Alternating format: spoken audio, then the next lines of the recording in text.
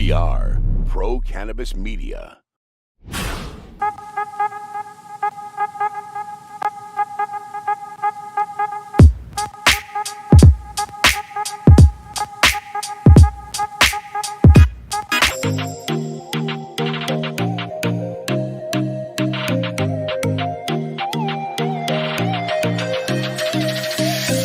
Well, hello there.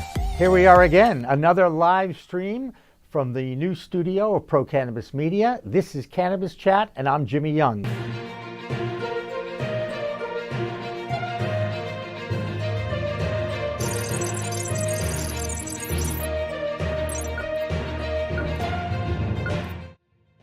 Hi, everyone. Welcome to Weed Talk News. I'm Jimmy Young, the founder of Pro Cannabis Media. And I'm Kurt Dalton, the founder of Cannabis.net. Every week, Kurt and I get together to review some of the biggest stories in the cannabis industry. He and I talk about them. We have a few comments, and then we get reports from Canada, New York, and Washington, D.C. And this week's no different, Jimmy. We finally have Vermont moving toward recreational cannabis with retail opening in their state.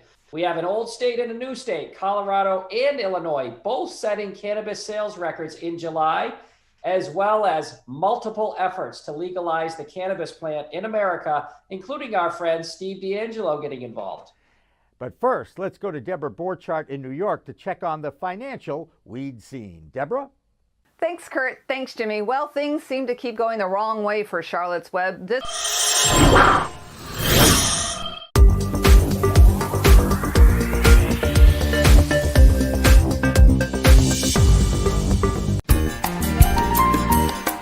Whoa, Jimmy Young, in the weeds on the water this week. We've got the CEO of Kushko, Nick Kovacevic, with me. This guy has built his little company in 6 years from $2 billion in sales to $145 million in sales. We can get this thing to be fully legal here in the next few years, I believe, but it's going to take far longer for the stigma to change.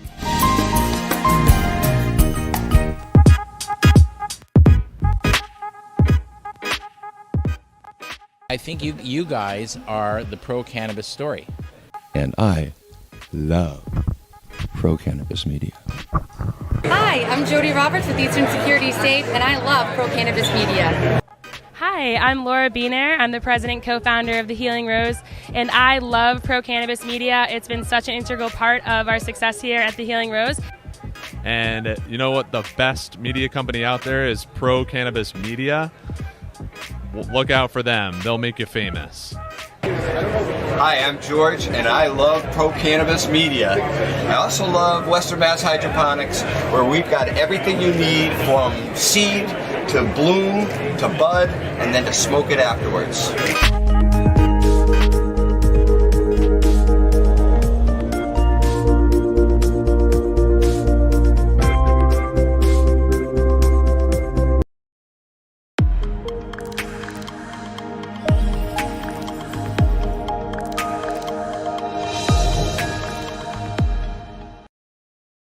We're live. We're live. Hey, folks, welcome to the podcast. I'm Nurse Mark. And I am the Green Nurse. And this is a very special edition of Nurse Mark and the Green Nurse, where we bring, hope, inspiration for growth, and healing. Hey, Mark, do you love the skin you're in? I love the skin I'm in, Sherri. Yes, that's what we're going to talk about tonight, folks. Oh, we're going to talk about the largest organ in your body. Yes, the integumentary system. Mm-hmm. And the part that's really interesting is that we generally take our skin for granted. I know a lot of us do. It does a lot of different things. There's a ton of essential functions. Yes, it does. Keeps us alive. So let's go over like the essential functions of the skin, just so people can understand how it ties into the endocannabinoid system and how cannabinoids can work, topicals and all the other stuff. So skin protection. It does a ton of protecting. Yeah. Without your skin, you're not going to live. Well, there you go. And there you are sitting there naked, Nurse Mark. And so your skin protects you from wind, water, ultraviolet rays, so if you are outside in the elements. Mm-hmm. The part that's great too is it protects us from water loss, right? Due to the presence of layers of skin. We've got keratin in our skin and these special lipids. So it protects us from water loss. Which is hugely important. Huge. Imbalanced if you're losing water. Yep. So it prevents dehydration. Mm-hmm. Protects the body from invasion of microorganisms, chemicals, and other environmental toxins. Acts as a sensory organ, right? It's our feeler organ. Right. Like I can feel the air conditioning blowing on me now. It's beautiful. There, they're loaded with sensory. I know, and I can feel the light beaming on me, and I'm sweating. Right. It's huge. Right? Mm-hmm. So the skin modulates body temperature and electrolyte imbalances. The other thing that's important too is it is a synthesizer of vitamin D. Right. That's why they say it's important to get some sunlight, right? Because that's what's generating the vitamin D. Yep. And that's actually one of the issues with everything that, all of the makeup and the things that people use nowadays all have, they all have protective sunscreen, which is good on one hand, but on the other hand, it could lead to vitamin D deficiency because you're not getting enough of that sunlight through to your skin. Yeah. And then all the other toxic chemicals that are in those, prepared formulations for, UV protection can be bad too. So the other thing too is we have our hypodermis, which is under the skin, which stores fat. It's the cushion. I have a really good hypodermis. You have a good hypodermis? Yeah, I do. It stores a lot of fat. More now during the COVID pandemic than before, but yeah. So that's important, right? Because that's what's going to help you regulate your body temperature. Those stores of fat, and of course, keep you alive. It keeps you alive. Baby. Yeah. So research, Mark, is fairly new when it comes to the integumentary system. Most studies focus on the central nervous system. They focus on the immune system. But however, the integumentary system, our skin, is the largest organ system. So for the past 2 decades, studies have completely confirmed that cutaneous cannabinoid signaling is deeply involved in the following areas. For the maintenance of skin homeostasis, right? So we talk about balance, homeostasis or balance. Also, skin is really important as a barrier formation and regeneration. So it protects our internal organs and helps us to regenerate. Really, really important stuff. And we always talk about the endocannabinoid system, the largest neuroregulatory system, and endocannabinoid deficiency and what that might look like. 2004, Ethan Russo came up, said that the endocannabinoid deficiency there's 3 major conditions he had postulated, and it's been proven: fibromyalgia, migraines, and irritable bowel. But now the endocannabinoid system has been implicated, the deficiency has been implicated in these different various skin disorders, which is really interesting. Atopic dermatitis, psoriasis, scleroderma, acne, pigmentation disorders, keratin diseases, various tumors, and itching. Yeah. Right? Yeah. And a lot of those are related to your immune system as well. So it's all that tie, because the endocannabinoid system is so vast and so intricate in every system in your body that it's part of it. That's why the National Institute of Health said that the endocannabinoid system is likely involved in every disease state. So this whole list, of course. Yeah. Totally makes sense. It totally makes sense. So for people that are new out there that are wondering about the endocannabinoid system and kind of what it might look like, I always refer to my handy dandy umbrella. Right? So we have, and sometimes, providers will pull up like a big giant skeleton and it'll put what the different receptors are, but I kind of want to make it really simple for people to understand. So if you imagine that you are that umbrella, right? Every spoke of the umbrella is a different organ system. So like Mark's skin, you can see Mark's skin's right here. That's his skin is the largest organ that I have. And the skin is one of the spokes of the umbrella. Yeah. Right. So all of the different spokes of the umbrella are different organ systems. Mm-hmm.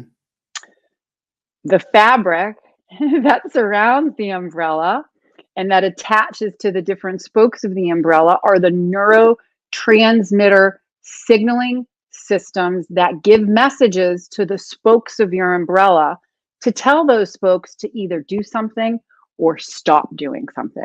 So it's on off switch. Boop, boop, boop, boop.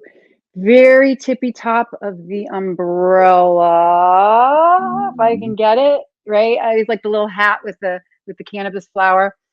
Is the endocannabinoid system, which releases internal endogenous cannabinoids upon demand, depending upon what's going on in our umbrella. Mm-hmm. And the goal of our body releasing those internal endogenous cannabinoids is to provide homeostasis or balance, or to keep our umbrella going up and down nicely. So if we're not making enough of our own internal endogenous cannabinoids, the very, very tippy top of the umbrella, well, what happens? We don't get rained on. And when we don't get rained on, messages don't get to the signaling systems, and they don't get to the organ systems to either turn the light on or turn the light off. And before you know it, we have a switch that's going like this. Yeah. And systems start to break down. Imbalance. Yeah.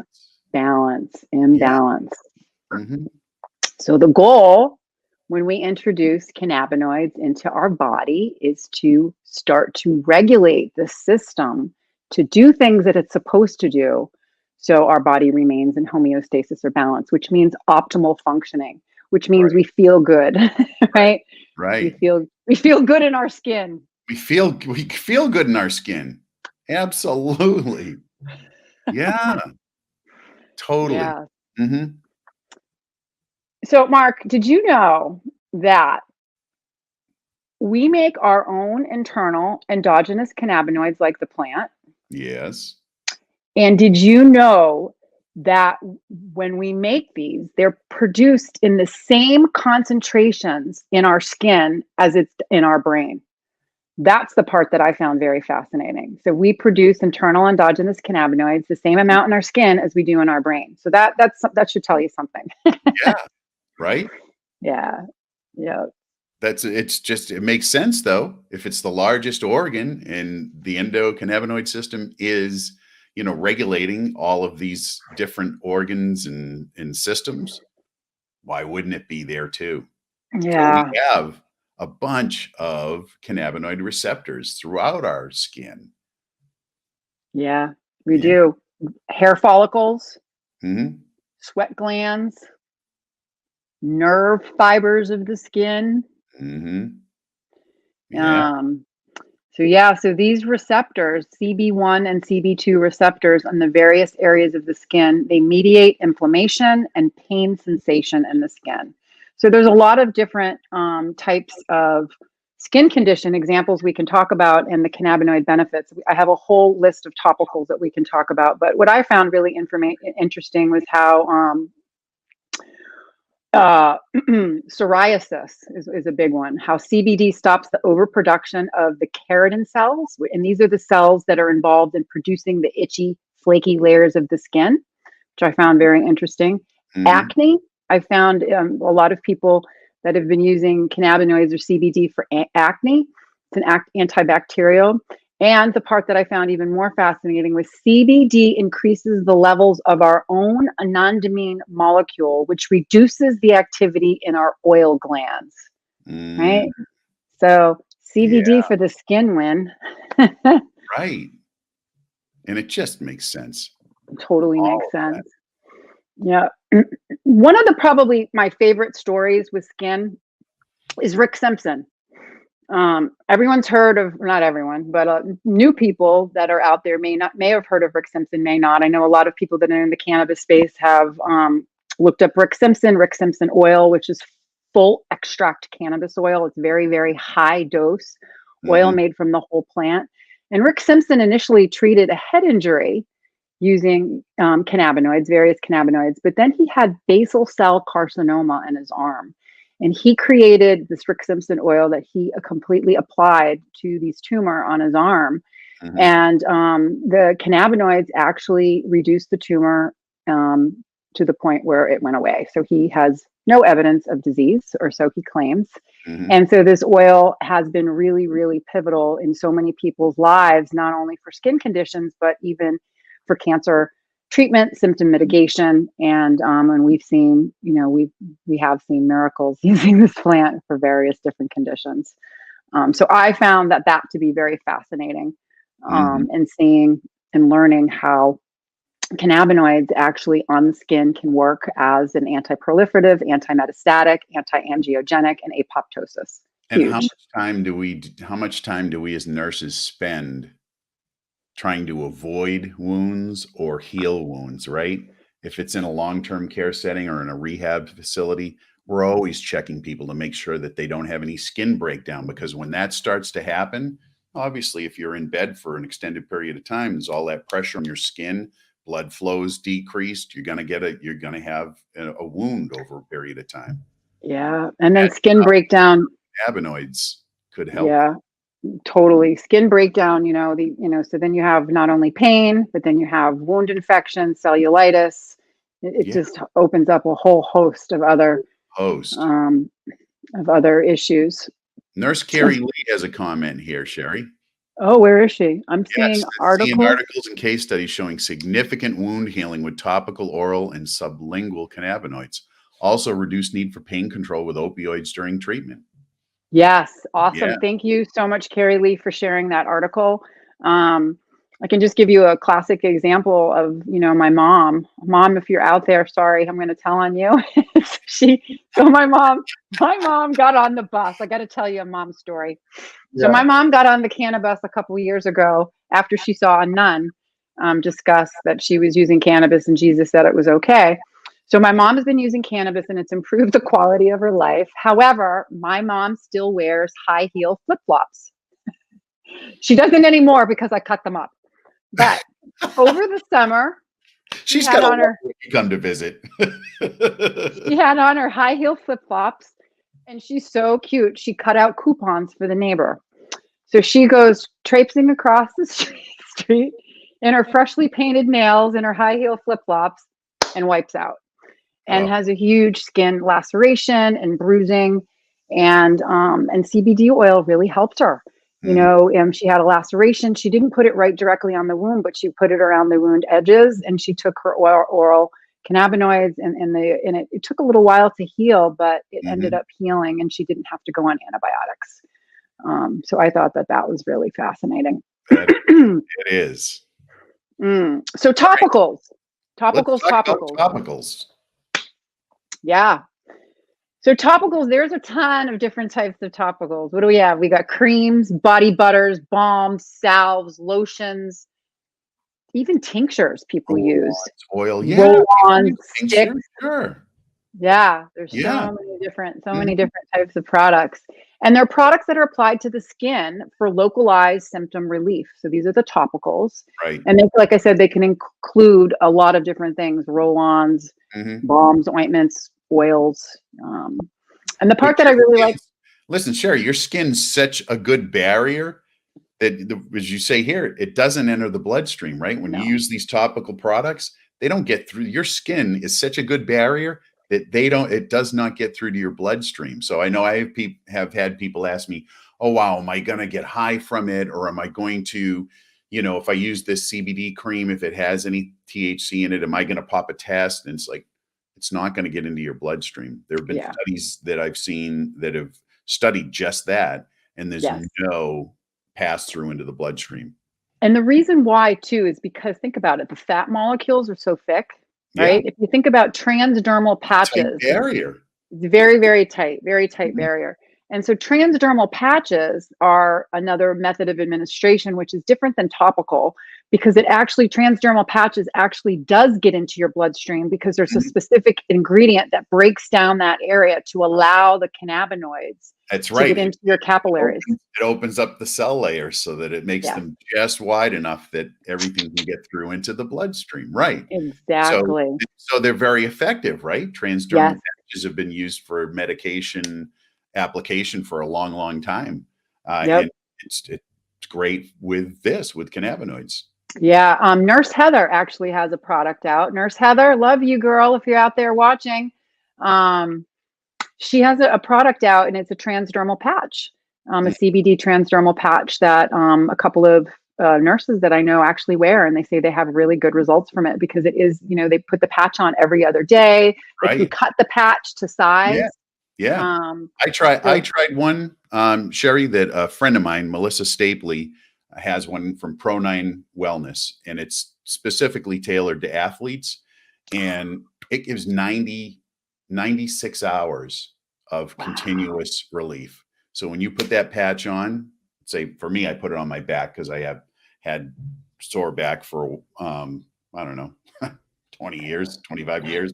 Anyway, put that on, and it was great. It was great for that multi-day effect.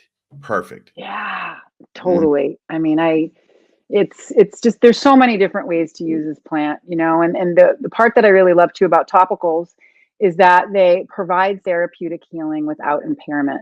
The whole plant, all the different essential oils that can be mixed in there. So, you could do CBD isolate, you can do broad spectrum, you can do full spectrum. They add essential oils in it. They can be added for fragrance or aromatherapy benefits. Terpenes also contribute to the medicinal effect. And topicals work on both the CB1 and CB2 receptors in our skin, where they're absorbed in locally to decrease inflammation, pain, swelling, and other benefits. So what is your experience, Mark, with topicals? I can tell you, this is me. I'll tell you how I usually do get out of the shower and I'm like, oh. Oh yeah. I use pain cream formulation. I'm telling you, my back hurts from time to time, especially since I haven't been able to work out as much as I used to with the whole COVID pandemic. Haven't been able to get to the gym as much. So actually my back starts to hurt more if I don't work out. So I haven't been able to. So I use a pain cream formulation regularly, and Can I see it? No, not in front of you. Sorry, it's okay. It's okay. The bathroom, I can use it, right? Oh, and you don't want to get up, do you? Well, no, I am actually wearing my skin. He's got his whole skin suit on, guys. He's like butt naked right there. Yeah, I dared him, and he took the dare. I took the dare. You can't dare me to do stuff like that. Oh my gosh, you really can't. Well, the part that's great is you feel comfortable in your skin, and yeah, and I use that pain cream formulation in the morning because I'm tight in the morning, and I'll use that, and within 5 minutes, I'm loose. The pain is gone, and I'm able to do a little yoga, kind of stretch, get some movement going. It works great. It does work great. I've seen miracles with people that just the topicals. The topical was the How do you use them? Well, how I use them is I use them first thing in the morning and when I wake up as well. Whether I'm going to shower or not, I put it because I have this condition called polymyalgia rheumatica, which is an autoimmune condition. It's a chronic myofascial pain disorder, and I feel it all through my neck and my chest and my upper back. I call it like the football shoulders. And it feels like I have glue and glass under my skin. It's the best way I can explain it. And really stiff. And so even turning my head, taking a deep breath, sometimes I feel like it's sticky and glass. So I put the topicals on and it truly helps me to be able, it decreases the inflammation. I get relaxed and I can move. I have it now. You mentioned it. I am a hypochondriac, by the way. And you mentioned those. The crunchy symptoms. I'm like, wow, I have all of those. Oh yeah. Oh, but but see that the part that's nice is that the topicals take the edge off, so I can get out of bed and then I'll do my capsules. Yeah. I'll do my tincture, and if I have a lot of anxiety, I'll inhale. too. So it all depends. You know, cannabinoid therapeutics is personalized. It can change over time, day to day. What I can take could be different. You know, no one's the same. But yeah, but generally for topicals, what I recommend for patients when they first start out is to use it twice a day, in the morning and at night and after bathing. And then you can customize it, you know, because some days I'll wake up and I feel great, and I'll even forget to take it. Like I'll forget to I wake up, I'm like up out of bed, I'm like, whoop, it's a good day today. No topical for me. You know, so I love it. But starting off, you want to be consistent and regular with it. Yeah. You know, it totally works. Thing to do with using cannabinoids as a safe tool. Yeah, as a medicine. It's regularity that's going to make the difference. And I think that's a good point, because people tend to want an immediate relief, and if they don't get it, they give up. And that's a shame, because the magic will happen if you keep going. Right? Well, and if you think about too, if we go back to the umbrella concept, right? We didn't get an endocannabinoid deficiency overnight. Right. Generally, it takes, you know, there's conditions, there's things and situations in our lives that contribute to an endocannabinoid deficiency, and I'll get into them now. Fast food, fried food, fake food, artificial flavors, artificial colorings, trans fat, hydrogenated oil. So diet is huge. Stuff that we've been shoving in our bodies our whole lives, right? I mean, you just grow up with it, and it's what you continue to do. Yes. And so make a change. Yes. So what we put in our bodies nutritionally affects our endocannabinoid system, and of course is going to affect our skin. Right? Hydration, water. We should be drinking half of our body weight in water unless we're on a fluid restriction. And when I'm talking about water, I don't include coffee or alcohol or juice. I'm talking water. I'm talking real water. Water. Yes. Water. Other things count as water. Exactly. So what do we say? Diet, nutrition, water, well, all these things that contribute to a healthy endocannabinoid system: meditation, movement, exercise, prayer, essential oils, aromatherapy, tons of different things that contribute to a healthy endocannabinoid system. The thing that I like too is that topicals can be used for multiple different conditions. You also have to be careful of the different ingredients. So depending upon where you're going to use the topical, so there's certain topicals you don't want to put on your face. So you should really look at the various cream on and. Yeah, well, the other day I was experimenting. Menthol and lidocaine. You don't want it on any sensitive spot. Well, I was experimenting with a bunch of different, you know, ingredients, and you know, I learned the hard way. I had like this beet red flaming face. Well, it's like probably the most sensitive skin that you have, right? Yeah. Yeah. So you got to be careful and look at the essential oils that are in there, you know, because it could aromatherapy benefits. You just don't want to have any allergic reactions. But the more you can know about how the different ingredients are in there, because the terpenes, the essential oils, add therapeutic effect and benefit. Because we've seen, you know, increased therapeutic potential with frankincense, with arnica, you know, all these other essential oils that provide therapeutic potential. So the anti-inflammatory cannabis topicals, you know, which I have seen work really well on twists, sprains, joint pain, muscle pain, scratches, bruises, burns, swelling, insect bites, and stings. Yeah.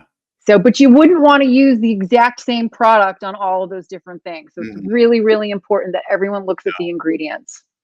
Right. And you know what? And it makes a difference if you're going to use a salve, or you're going to use a lotion, or you're going to use a cream. You know, they're specifically formulated for different things. Yeah. Right.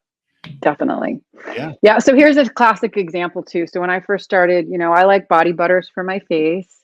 I like lotions for my upper body, because when I was using salves at first, they were great and I love them, but I'd have to like walk around with my hair up and no shirt on. Because they stick. They so stick. I'm like walking around with no shirt on, and my kids are like, go put some clothes on. So the lotion is really good because the lotion absorbs really quickly. Right. So the other thing that's important too is that if people are going to be using it for wound healing, you must consult with your doctor first. Yes. Now, as you know, we are all about keeping you out of the hospital. We want to do everything. If you have a wound, especially if you're diabetic, you already know this. If you have to know this, you have to be really careful. If you have a wound, you need to see a doctor on it. You need to see a doctor. Yeah, just don't start tossing cannabis oil on there. Right. Really important. The part that's cool too is that cannabinoids have been good for MRSA. Methylo-resistant Staph aureus. So MRSA is a really brutal infection. It is. And it's resistant to multiple antibiotics. Mm-hmm. And so to be able to use this in a way to help system, right? Because if you get MRSA while you're in the hospital, they have to pay for the treatment if you get it while you're there. Oh, I didn't know that. Yeah, hospitals don't want you to get that because if you get it while you're there, it's on their dime. Oh, I didn't know that. Well, that's good. There you go. There you go. Interesting. Now, the other thing I love about cannabinoid topicals is it's anti-aging. I look great for 92. Do I use my topicals every day? I do. I feel good too.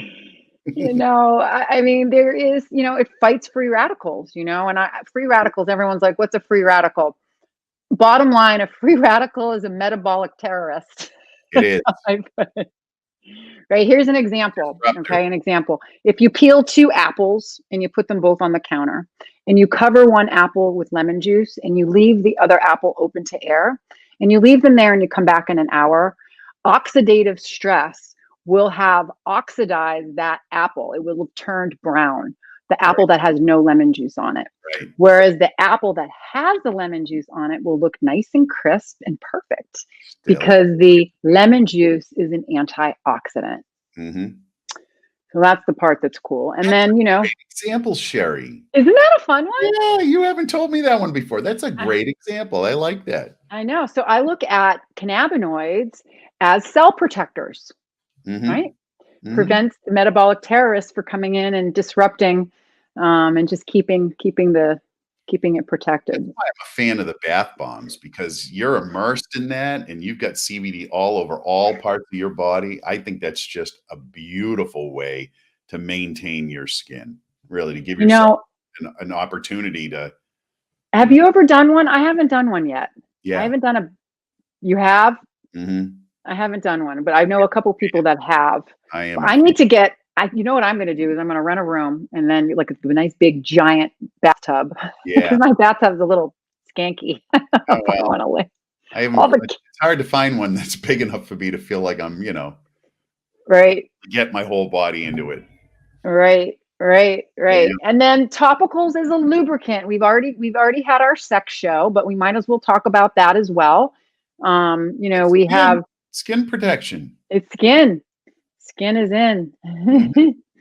and topicals, topicals that have ingredients in them that are okay for internal use.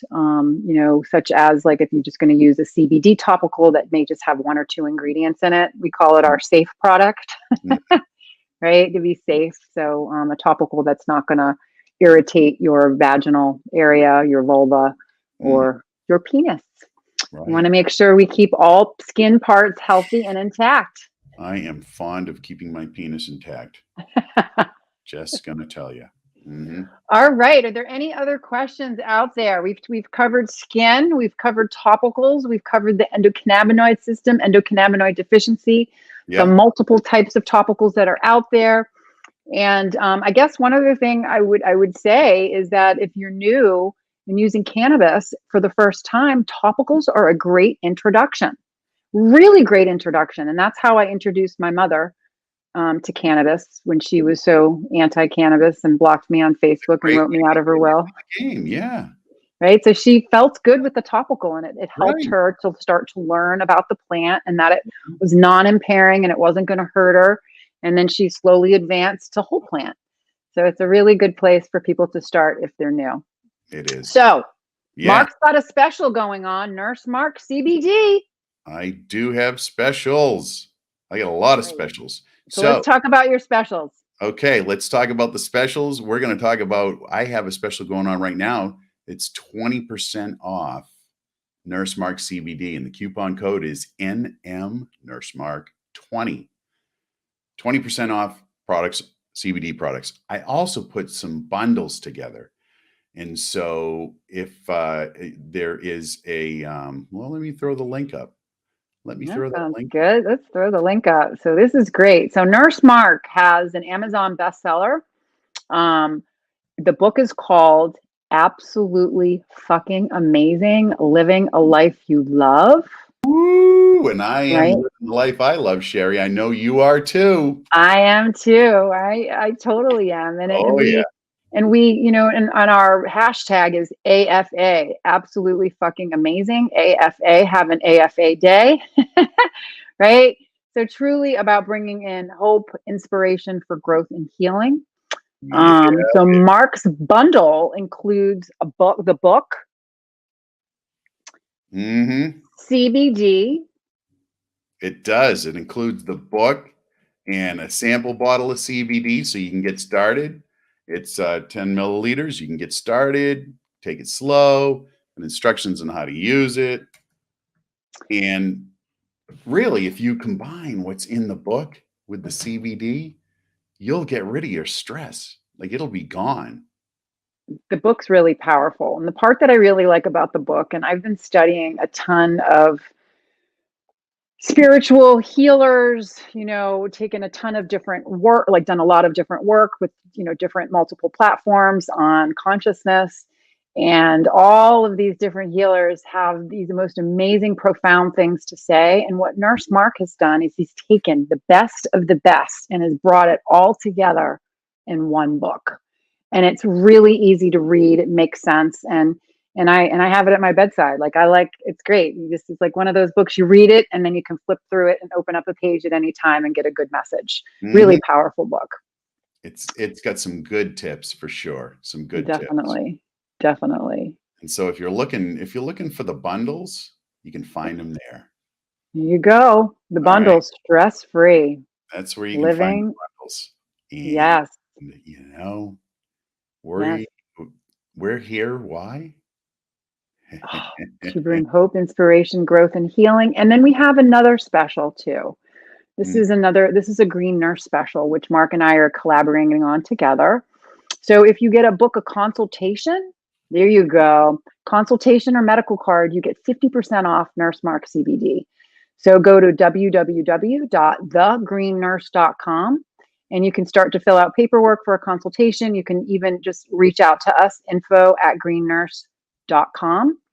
And we can answer your questions. But if you go to the website's really beautiful and we are expanding on it and really excited to provide more information for you all, educational information, not only for patients, but for providers. Yes. And it has been another awesome Nurse Mark and the Green Nurse podcast. So happy that you joined us here. And we're looking forward to seeing you again. Come on back. And remember, you too can be comfortable in your skin, just like Mark. Yes. Come on in. The water's fine. The water's fine. All right, I have skin. You're awesome. You're too. Awesome. All right, everyone. It's been a wonderful Friday evening. And remember what it's all about, truly about living your best life.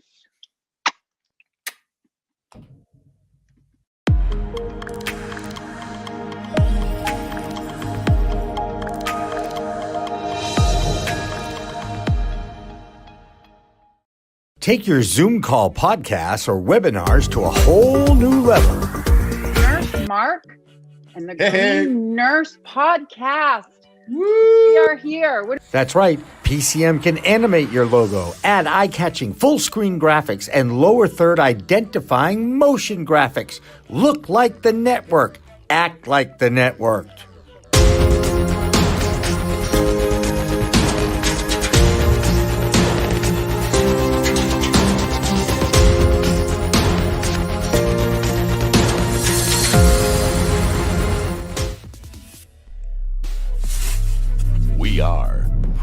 Cannabis Media.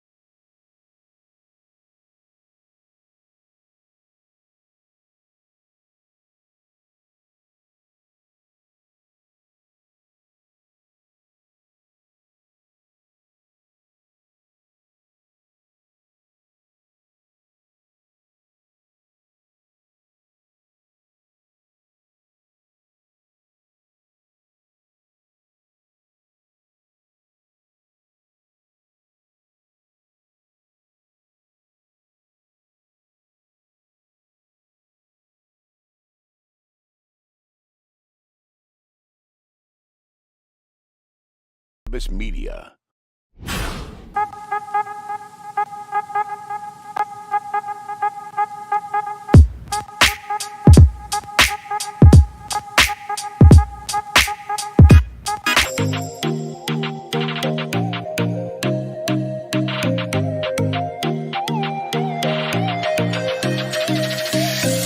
Well, hello there. Here we are again, another live stream from the new studio.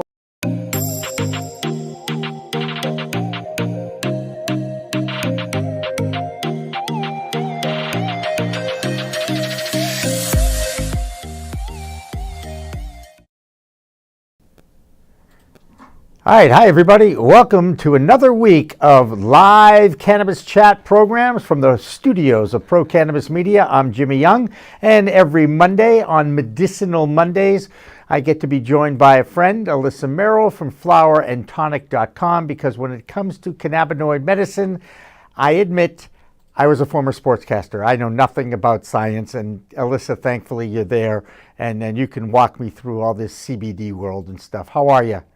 I'm well. How are you?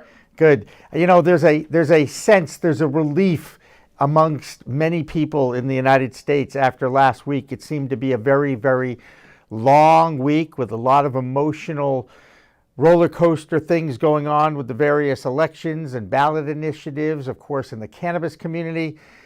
5 for 5. That's right. There are 4 now new legal states. I believe we're up to 15 adult use cannabis states in the United States, and that is a huge win for the cannabis industry.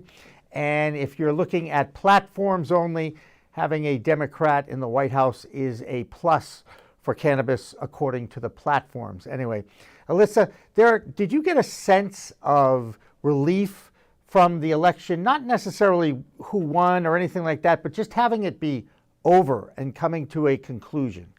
Oh gosh, yeah. Yeah. I mean, my 7-year-old was coming home talking about an election.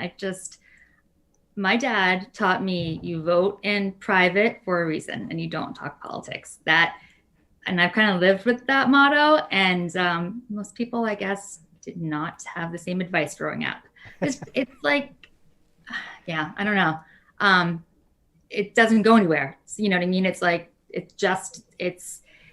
well, it does bring me to where, like, I believe, my business was in the middle of the doctors and the alternatives. And I think that in the middle of the Republicans and the Democrats, there's like a great place. We just haven't named it. I mean, is it independence? I don't know. But like, there is a middle ground that has disappeared a little bit from the governance of the United States of America, let's just say, as both sides kind of dug their heels in. And that sense of relief now that President-elect Joe Biden is in place. This is a professional politician, and the guy's been around the block probably a lot longer than a lot of people wanted or expected, but he's there now. And I do think that there's a lot more confidence moving forward. And I like the fact that any celebrations or demonstrations were out of joy, not out of frustration and angst or anger. Absolutely. Yeah. No, I mean, I think the aftermath wasn't, I don't know. I have, the media hasn't helped. I'm just so tired of like watching it all, like I couldn't personally find a good media channel, and that was just in the middle. Like I don't know my opinions, like I'm looking to people to help me shape my opinions, and that hasn't been available. It's like people told us what to think, but no one helped us to, figure it out. I don't know. I'm so relieved it's over. I'm grateful. And I think that we are in a time, what's today? I don't even know the days of the week because my kids go to school on green and orange. Nope. Is it green or orange? I can tell you that because that's our school schedule for hybrid days. But yeah, I mean, I think now let's focus on holidays. Let's focus on gratitude. And I think focusing on, let's focus gratitude. Wait, that's the word. That was the magic word, because you sent me an article from somebody, and I do want to get to that article. Who's the author? Because you remember. Oh, do I remember? Come on, I'm putting you right on the spot. Well, you know what? The article isn't even. It's just that there's a science behind gratitude, and I think, there are. Robert Emmons. Edmonds, yeah, and it was a book. Robert Emmons wrote a book called Thanks, and it's all about gratitude. Yeah, and I mean, the littlest gestures. I mean, again, these are things I see through my kids that I think also help adults. But have you had those experiences? We drink Dunkin', and I bribe my kids. So there's a lot of Dunkin' Donuts drive-through runs, and more than one occasion we've had people buy coffee, the car in front of us, and we do the same. And it's just these like little acts of kindness and being gracious for the littlest things that, I don't know, have kept me going. And sometimes in the bigger picture, it's hard, but those little pieces of gratitude, little ways to feel grateful for what we have are helpful getting through, I think, the holidays and the next few weeks, especially with COVID and. Right. Look, there was good news about the pandemic, perhaps for the first time in a long time, that it does look like Pfizer may be first to the market with a vaccine that is 90% effective. Now, that was the news of the day. 60 Minutes did a great job last night of showing how the military is involved, how they're going to actually implement the vaccine across the United States and across the world and get it out there as quickly as possible. So there's hope, right? There's some hope today. And, I certainly grasp anything positive because I think we've gone through a very negative and an ugly part of our history. And I really hope now that we can move forward with class, dignity, and leadership, because that really is the three things that I look forward in a leader when it comes to presidential politics anyway. Hey, let's tell the people what's coming up, shall we? Because we got 3 great guests to talk to. I'm hoping you're excited. I'm grateful. I'm feeling grateful for that. What about you? Grateful? I am. I'm feeling grateful too. And we'll come back to the grateful. He's got a top 9 reasons to be grateful. And none of them have to do with the Grateful Dead, I might add, okay? Because that's always what I think of sometimes when I think of that word. But I'm thankful. Dr. Mary Clifton will be joining us in about 15 minutes or so. And Dr. Mary Clifton is one of the most well-known cannabinoid experts, cannabidiol experts on the ECS, endocannabinoid system that's out there. I've been following her for, as long as, it was Stuart Zaklin who gave me the intro to Mary, and I've been following her ever since, and she does great work out there talking about the medicinal aspects of the cannabis plant. At 5 o'clock, in about 45 minutes or so, we've got Ruth Fisher. She too is a researcher and analyst, and that's someone you've talked to, right, Alissa? Yeah, I've been following her posts on social media for a while, and I'm obsessed with everything she has to say. And I finally had the courage to reach out to her. She's an economist, but she has a father who's a scientist, and her knowledge and just her insight on the industry is fascinating. So I'm very excited to talk to her. She will have a lot of information to share on how she sees the market forming versus kind of these big pharma that we're used to. So Right. Yeah, I'm very excited to talk to her. I was really nervous to reach out to her because she's one of those, I know she's just brilliant. And again, she's got such a unique background, but she's fascinating. She's awesome. You're going to love her. I look forward to that. And then finally, our house doctor, that's what I like to call Dr. Z, Ryan Zaklin, will be joining us in the last half hour to talk once again about what's going on in the world of research and in his practice. He's an integrative medicine doctor. So he totally believes in the ECS. He totally believes in balancing the Eastern and the Western philosophies as best you can and kind of forging your own path towards self-medication and use of the cannabis. Hey, wait, it's cannabis sativa. That's the name of the plant. I knew it was out there. And that'll be coming up at 5:30. Just a shameless plug here for our friends from the NCIA, the National Cannabis Industry Association, does have their 7th annual Cannabis Business Cyber Summit over the next 2 days, November 10th to the 12th. And you can go to the National Cannabis Industry Association's website to sign up for that. I love the fact that Andrew Yang is going to be one of the featured speakers. Carlos Santana, one of my favorite artists of all time. Yes, he was at Woodstock. And Alissa, you read about Woodstock in your history books, right? Yeah. Young dad. Yeah, my dad. Sorry. Brett Cummings from Left Coast Ventures, and Aaron Smith, of course, is the executive director of the National Cannabis Industry Association. And I believe they have many, many more people speaking in that. The NCIA always puts on a good show. I do want to go back to our chit chat a little bit about the book, Robert Emmons. And sure enough, it just coincides with the fact, I don't know if you got invited. I don't even know how I got invited, but there's a cannabis book club that is now forming online. And of course, they've asked me to join. And you know, I wish I had time to read books as much as I'd like to. I just never seem to find that. When I'm on vacation, I read at least one book. I'm struggling to, I'm hardly reading my kids' books these days. It's the time is challenging to find, but yeah, his book looks really, actually, Mindful Athlete. That was one of my favorite books. My dad read it. I read it. I met George Mumford at jury duty and was late for my kids' soccer practice. And he's like, "Oh, I coached," and no idea who he was. You know, come to find out, he was the coach to quite a few famous basketball players. And he wrote a book called The Mindful Athlete. And that was one of the last book. It was the last and only book I've read in quite a long time. Wow. But yeah, you know what? It should get me back into reading. Maybe he can maybe we can get him on and he can make some recommendations. Well, I'd love to meet him one day. And I do know that he lives in the next town over, so it would be good. But one of the things that Robert Emmons' book on thanks and gratitude, he gave us 9 things, 9 qualities, I believe, or 9 commandments about being grateful and showing gratitude.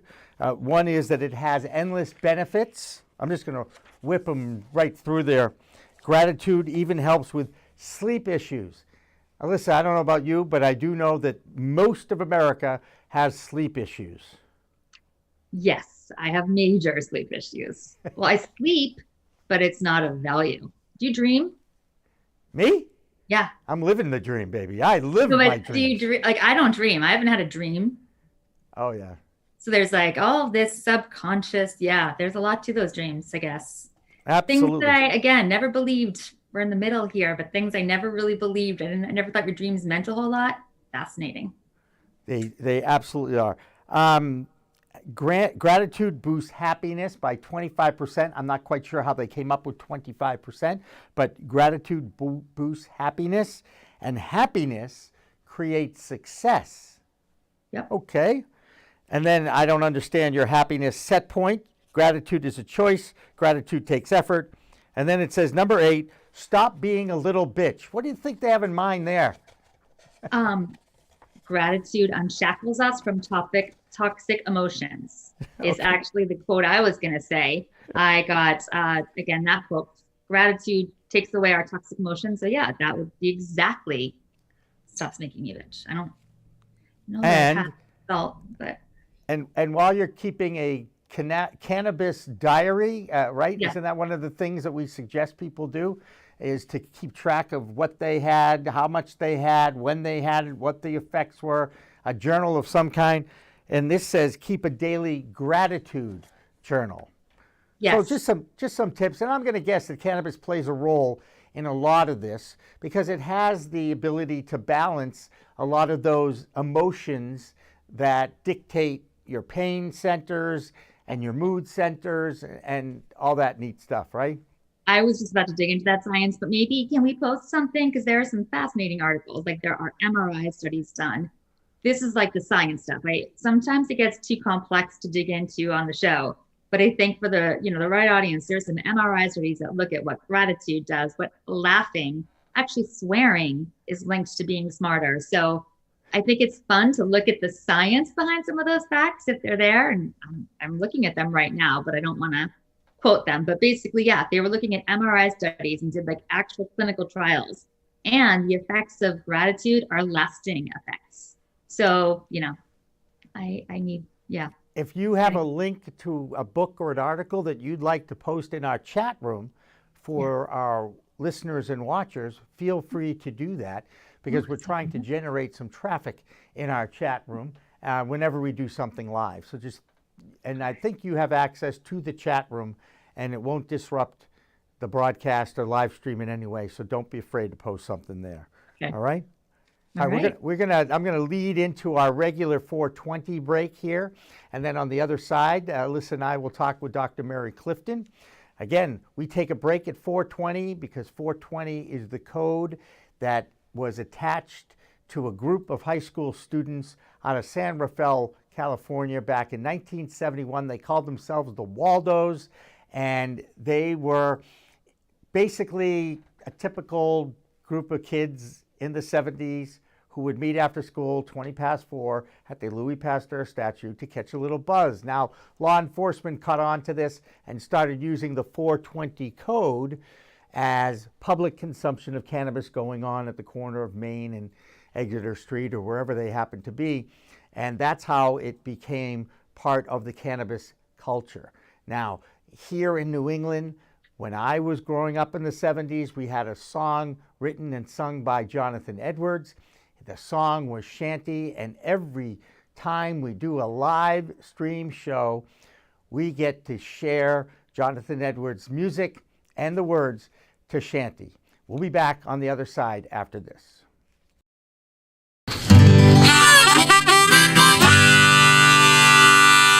Yeah, this is a tune that I wrote back in 19... I've forgotten.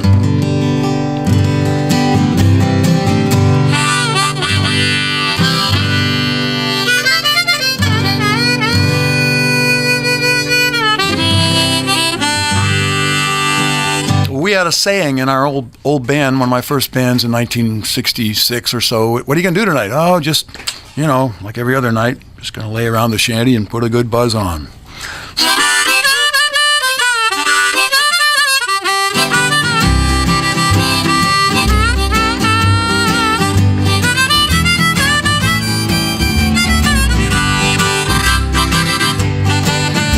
Gonna sit down in the kitchen, fix me something good to eat. Make my head a little high, make the whole day complete. Gonna lay around the shanty, oh mama, and put a good buzz on. Pass it to me, baby, pass it to me slow. We'll take time out to smile a little before you let her go. We gonna lay around the shanty, oh mama, and put a good buzz on.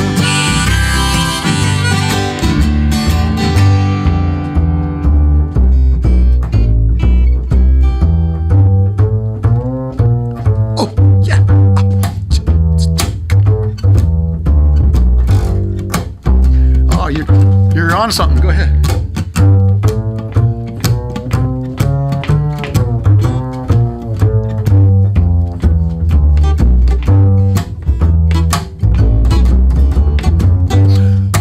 Rick Brodsky, everybody.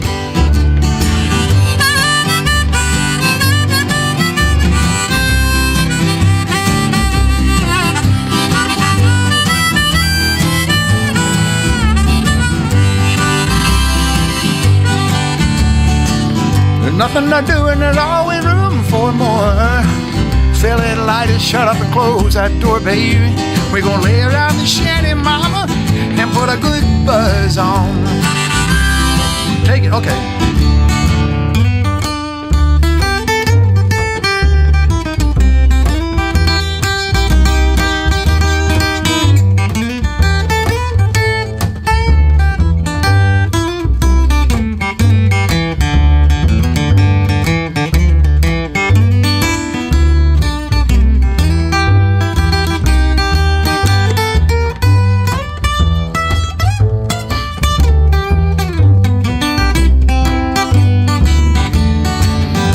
Prohibition never works, it's time to realize it. It grows in my backyard, it's time to legalize it. We're gonna lay around the shanty, mama, and put a good buzz on.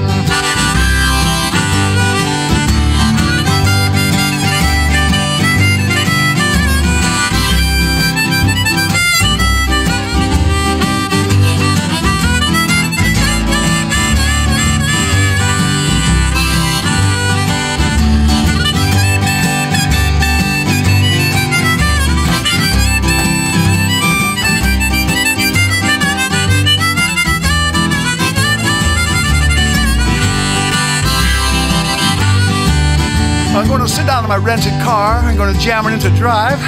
Gonna head on out and play at WSCA with Sean, I'm glad I'm alive. We're gonna lay around the shanty, mama, and put a good buzz on. Every night and day, we're gonna lay around the shanty, mama, and put a good buzz on.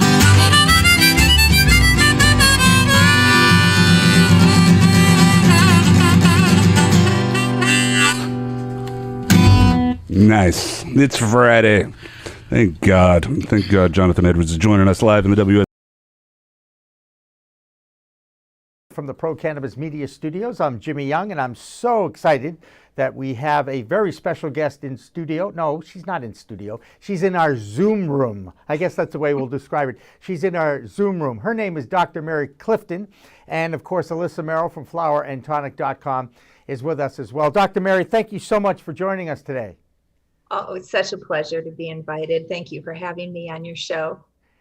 Very challenging time for humans over the last week or so. One of the longest weeks in my lifetime, just waiting for the results, waiting for history to be written, if you will.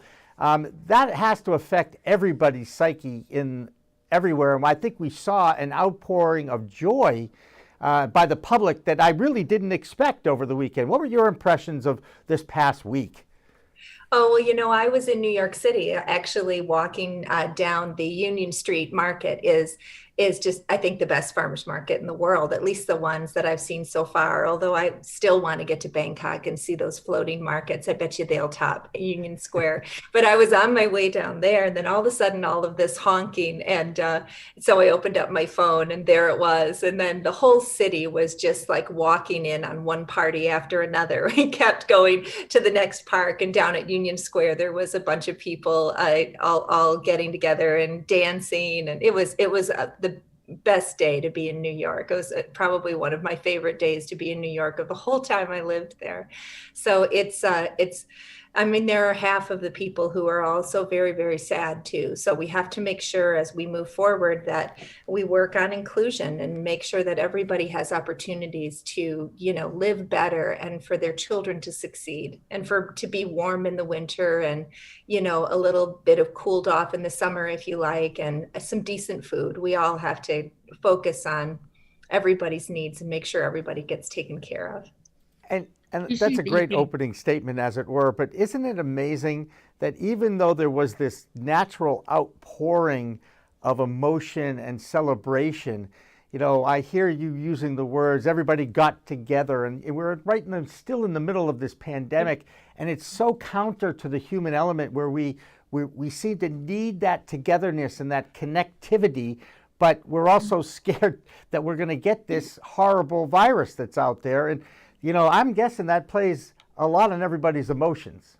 Oh yeah, I feel like when I'm looking at a crowd of 150 people all, dancing in Union Square, I feel like the virus is there. It's like this, uninvited but ever-present guest to all of these experiences. And it does add this other level of anxiety and stress.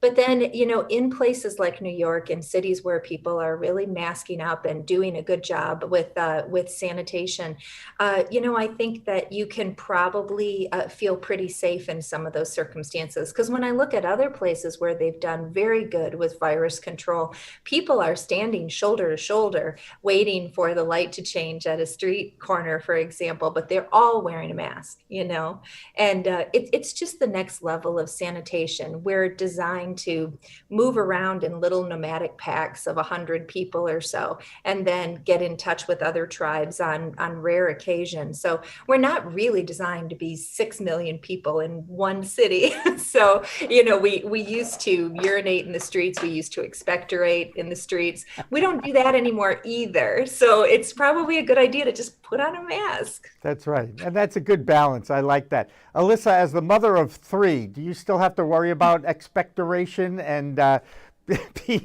no, just the new COVID puppy is causing a problem. That's a horrible idea. Don't ever, I rushed out week 1 and got it, and that was a bad idea. But I do have a question for you. I'm struggling. I like to believe in karma, but I've got 3 girls and I have huggers. Like, they like to hug and they also hold doors for people.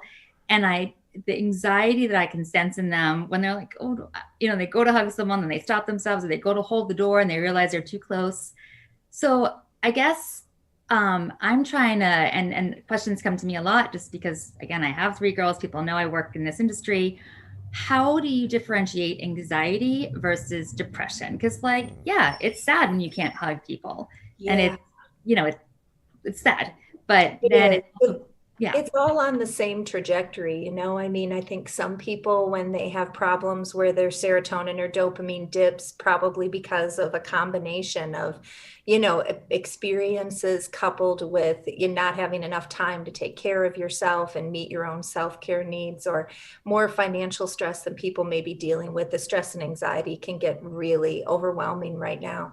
And on top of that, all of the work and family, things that we always have to do with our kids and our partners isn't going away.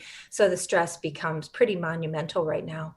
So I think looking for an opportunity, I think you can handle your stress and anxiety in more of an adaptogenic way, or in more of like a fundamental treatment way, in both cases with CBD or cannabis. If you just need to try to smooth everything out and try to prevent yourself from inputting a bunch of memories in a really traumatic way, then using CBD or cannabis in small amounts just as an adaptogen, to help you to frame your memories properly and move through the experience properly. But if you're having problems with not being able to stop crying, or not being able to get out of bed, or not being able to interact properly with the people that you want to work with, then a lot of my patients are settling out. It's somewhere between 60 to 100 milligrams of CBD products given in divided administrations, like twice a day. So you can manage the daytime anxiety, but also help with the anxiety so that you can fall asleep.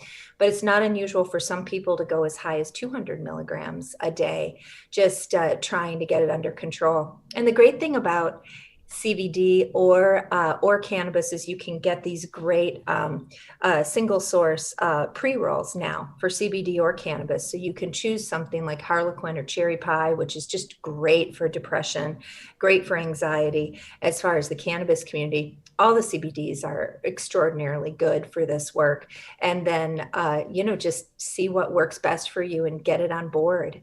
Sure. Now, this is the first time I've heard of you many times, meeting you face to face. Can you just share a little bit more about your background for people who might not be familiar? Sure. Yeah, I'm the founder of CBDandCannabisInfo.com and the Cannabinoid Protocol, a coaching program, an educational program. We have cannabis coaches for businesses, but we also just provide education at whatever level it's needed. But I've been an internal medicine doc for 25 years and ran a small private practice, raised my kids in northern Michigan. And my brother died unexpectedly at 54 years old of colon cancer 5 years ago, and had a really uncontrolled, very difficult to manage death. And I was at the bedside trying to do everything right, and I couldn't get anything under control, his anxiety or his pain or anything. And my mom and I both agreed it was probably one of the worst deaths you'd ever have to witness. But after he died, I read a little bit about CBD. And cannabis. I had a few other experiences with patients who had great results. So I thought, I think I'll look into this and just prove to myself that there's no good research and you can't really use this stuff. And so I started reading, and then now here I am with 200 videos and a teaching program. I knew it. I kind of knew that was going to be your answer, because you can tell people who come, I think, from this at an angle where they didn't believe. Like I personally also was from the pharmaceutical industry, and I was looking for the, what's the catch, Right. And sounds like you were the same, but once you see it, it's like Well, yeah, I think I've smoked my body weight back in high school. I smoked like crazy, and I used to smoke almost every day. And in retrospect, I was using it to manage anxiety, and that was way back in the 80s in a little town in northern Michigan. We didn't really have a lot of room or understand how to do anything with anxiety or depression back then. And so I was just, I think, doing what I could, and still getting by, getting great grades and hanging out with my friends and pursuing sports, but definitely needed that assistance. So, and then of course you get into medical school and residency, and all that gets pushed to the side. But when I started to look back into it again, I was like, well, of course that was what was happening way back then. Right. So you have a lot of people like ADD. I know a lot of people have been coming to me with problems with ADHD, especially when working from home and there's all these distractions.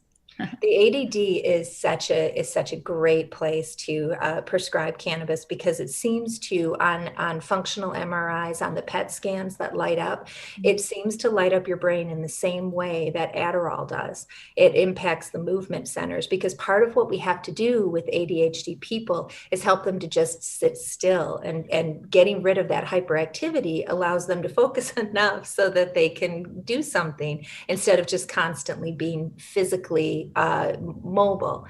And we don't have great studies looking at ADHD, but a Duke researcher looked at over 200 chat rooms for various ADHD people, and looked at all of the comments about cannabis, and found like an 87% favorability for ADHD. People love to use it for that condition. Yeah. And I sold Adderall, and it's, and I knew that this was a safer alternative. So, oh yeah. I sold with Eli Lilly and Amgen and Medtronic and Forest. I sold for osteoporosis for 8 years. I was on speaker bureaus and traveled all over the country. I had a blast. Yep. Well, Dr. Mary, I can admit this. I've admitted it many times. I love how you think back to when you were growing up in the 80s, okay? Because I grew up in the 60s and 70s, and we didn't even know what ADHD was back then. I didn't get diagnosed with it until I was an adult. And of course, I said, come on, right? I can multitask. I can watch 4 games and take notes and still write at the same time. He goes, exactly. So it was an enlightening experience when I realized why at age 14, 15, 16, 17 in school, I would use this. Back then it was not as potent as it is now, but it would help me hyper focus on the task, whether it was taking notes or I don't know how many tests I took under the influence, let's just say, but certainly I was able to focus on the task at hand much better. And to be honest, it also helped me behind the wheel of a car. And I know that's kind of weird to say that, but I took my driver's test high and passed. That's so, I think when we're talking about, this is where I get nervous, legitimately nervous, because I think we're talking about there are certain products that will, like the terpenes, and it's not just cannabis. So there's some cannabis that can make you a complete idiot, and you will have no focus, and you will not know the next word you're going to say. Right. So it's like, that's where I get nervous with this industry. Because I agree, Jimmy, I know what you're saying, but like people who are coming here need your education. Is basically what I'm trying to say. Well, there's a lot of things that impact driving, like sedating antihistamines or sedating antidepressants, pain medications, right. and cannabis impacts your driving too. But after 2 weeks of regular use of really any of those things, your driving should return back to normal. And at that point, it's difficult for you to know if somebody is using cannabis regularly unless they mix it with alcohol, because it does seem to be very difficult to become habituated to alcohol with driving as far as lane weave and response time. No question about it. We understand that, we've interviewed other doctors, 8 times the effect. And again, there's a big difference between what is being sold in dispensaries now and tested now than what, we got back in the day in the 70s and early 80s, let's just say. So I understand that. But I will tell you this, you mentioned Adderall, and I know, Alissa, you actually sold this stuff. You can imagine when a doctor diagnosed me as ADHD and he gave me a prescription for Adderall, I took it and it was one of the worst experiences of my life. Oh. I was bouncing off the walls. It was speed, and I don't need speed.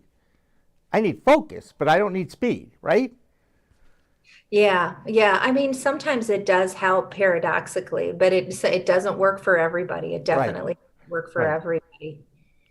3 days. 3 days. I was done with it. I don't have anything to do with it again. Thank you very much. Goodbye. And There's so many prescription therapies. And, thank goodness you didn't have a good reaction to it, because you would have been back in that doctor's office once a month, sitting there for 3 or 4 hours, waiting for your appointment, getting your script, taking it to the pharmacy, waiting for it at the pharmacy. You'd be totally out of control of your medicine. You have to take it every single day or you'll get withdrawal. Or you can use some cannabis, and if you have a really difficult day concentrating, you haven't been eating properly, you're not sleeping, your relationships are in the can and you can't get yourself organized, you can take more. Or if you have a day where you're really moving well and you've been meditating, then you only need like a little bit or none, then you take a lot less, and study after study shows that when you're in charge, then the amount of medication you take is less compared to if you just hand over that responsibility to your doctor. So it's super good for you to manage it with cannabis or CBD. You're going to use less over time.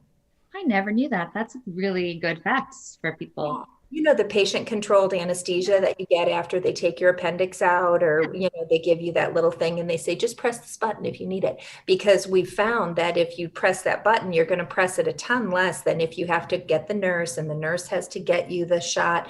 Then people are like, I have a little pain. I don't want to get into too much pain. I'm going to call the nurse now. So they take a lot more medicine over time than if they just handle it on their own.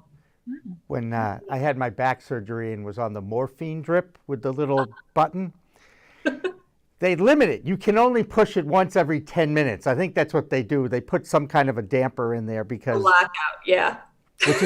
Which was fine. But amazingly enough, ruptured disc, went in as Groucho Marx, 12 hours later, walking the halls, fine. I mean, it was...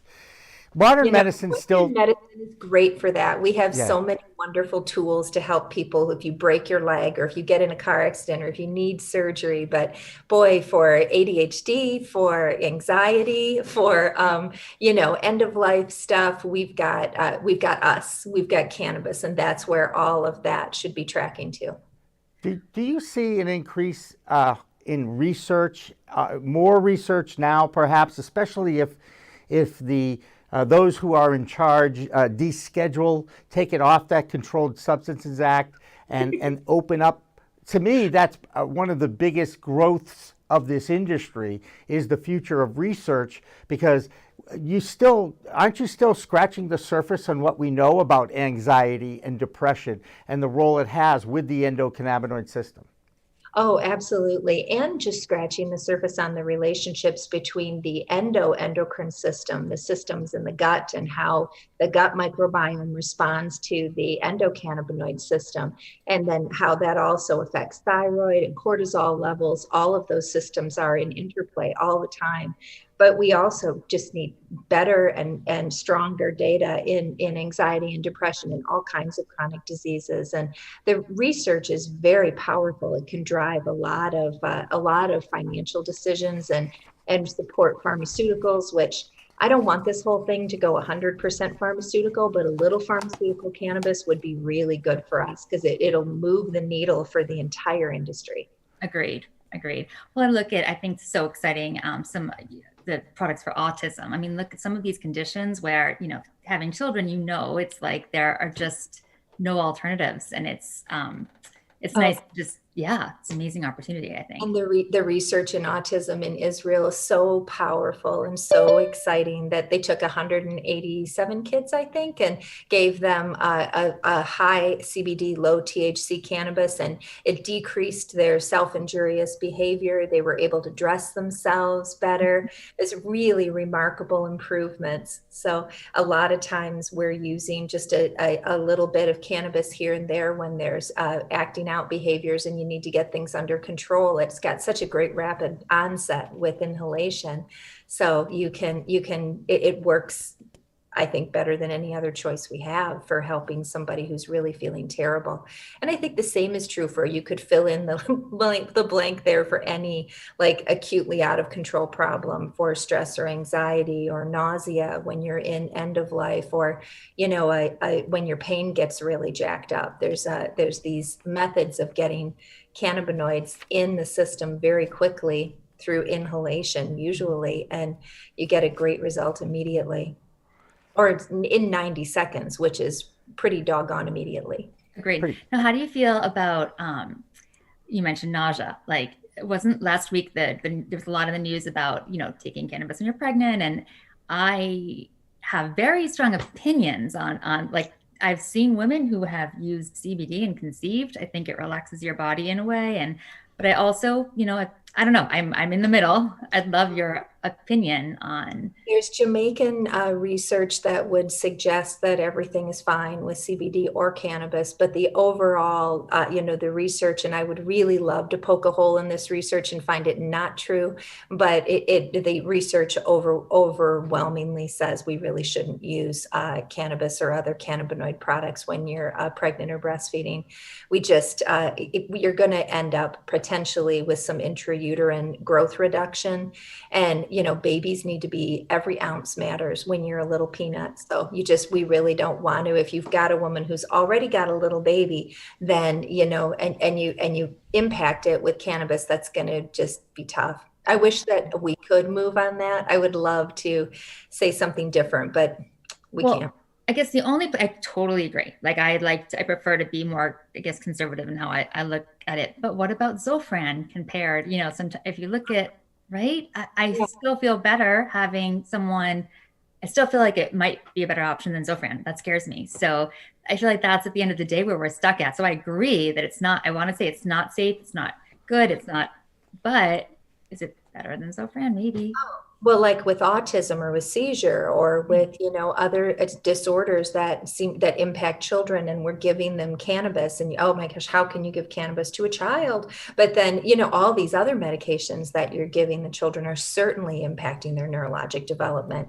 But I mean, I've had patients in their early 20s that have been on these medicines since they were 8 or 10 years old, and they would love to get off them, but they're like, I have never had a brain that isn't on these medications, and I'm terrified of getting off of them. So they become a lifelong consumer or customer, if you want to look at it in a really negative way. But but you can't have a youngster going through misery without trying to help either. If you have a way to help them, then why would you not? But the best thing to do, I don't know if we'll ever have the answer to that question, because we're never going to take 10,000 kids and put half of them on cannabis and the other half not on cannabis and then see how they do. You always have a factor that leads them to trying it, Yeah, absolutely. One of the things you just mentioned, we talk about a lot on this program, especially with Alissa and some of the RNs that we have on. And it's all about the doctors that are your typical MDs that, don't know enough about this product to recommend it, are afraid of recommending it. It's still seen as a last resort for many people who are dealing with the anxiety and the depression or the chronic pain or any of the other diseases out there that it's interacted with. I'm talking about MS or Crohn's or epilepsy. Will we ever get to the point, or will it take a ton of research for the medical community as a whole to embrace the powers of this plant? Well, this is what I'm hoping with the medical research. I'm hoping that we do find some situations where there's a particular cannabinoid that you can't necessarily find in high concentrations anywhere, but that if we pull it out and we refine it and we put it in an E. coli, medium, splice it in so that we can grow it in a very stable way and get the dosing right, then maybe we have a very powerful cancer medication.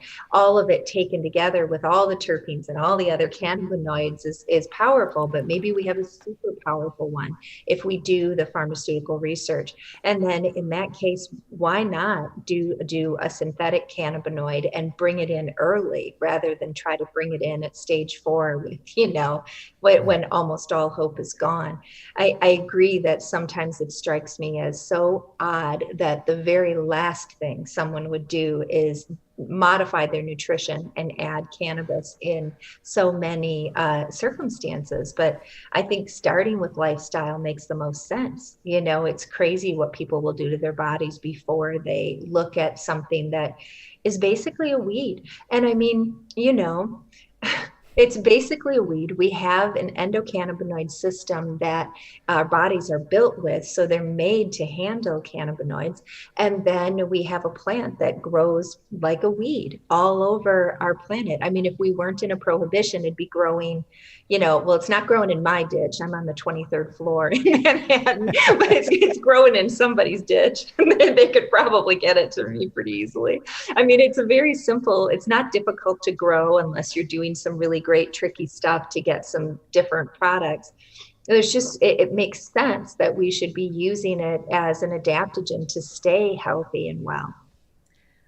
What's helpful is that we started this conversation talking about the 70s, right? And my mom didn't breastfeed. Like, it was not, I mention that all the time. Like, it was just only, she said, poor people breastfed. If you had the money to buy formula, you bought formula.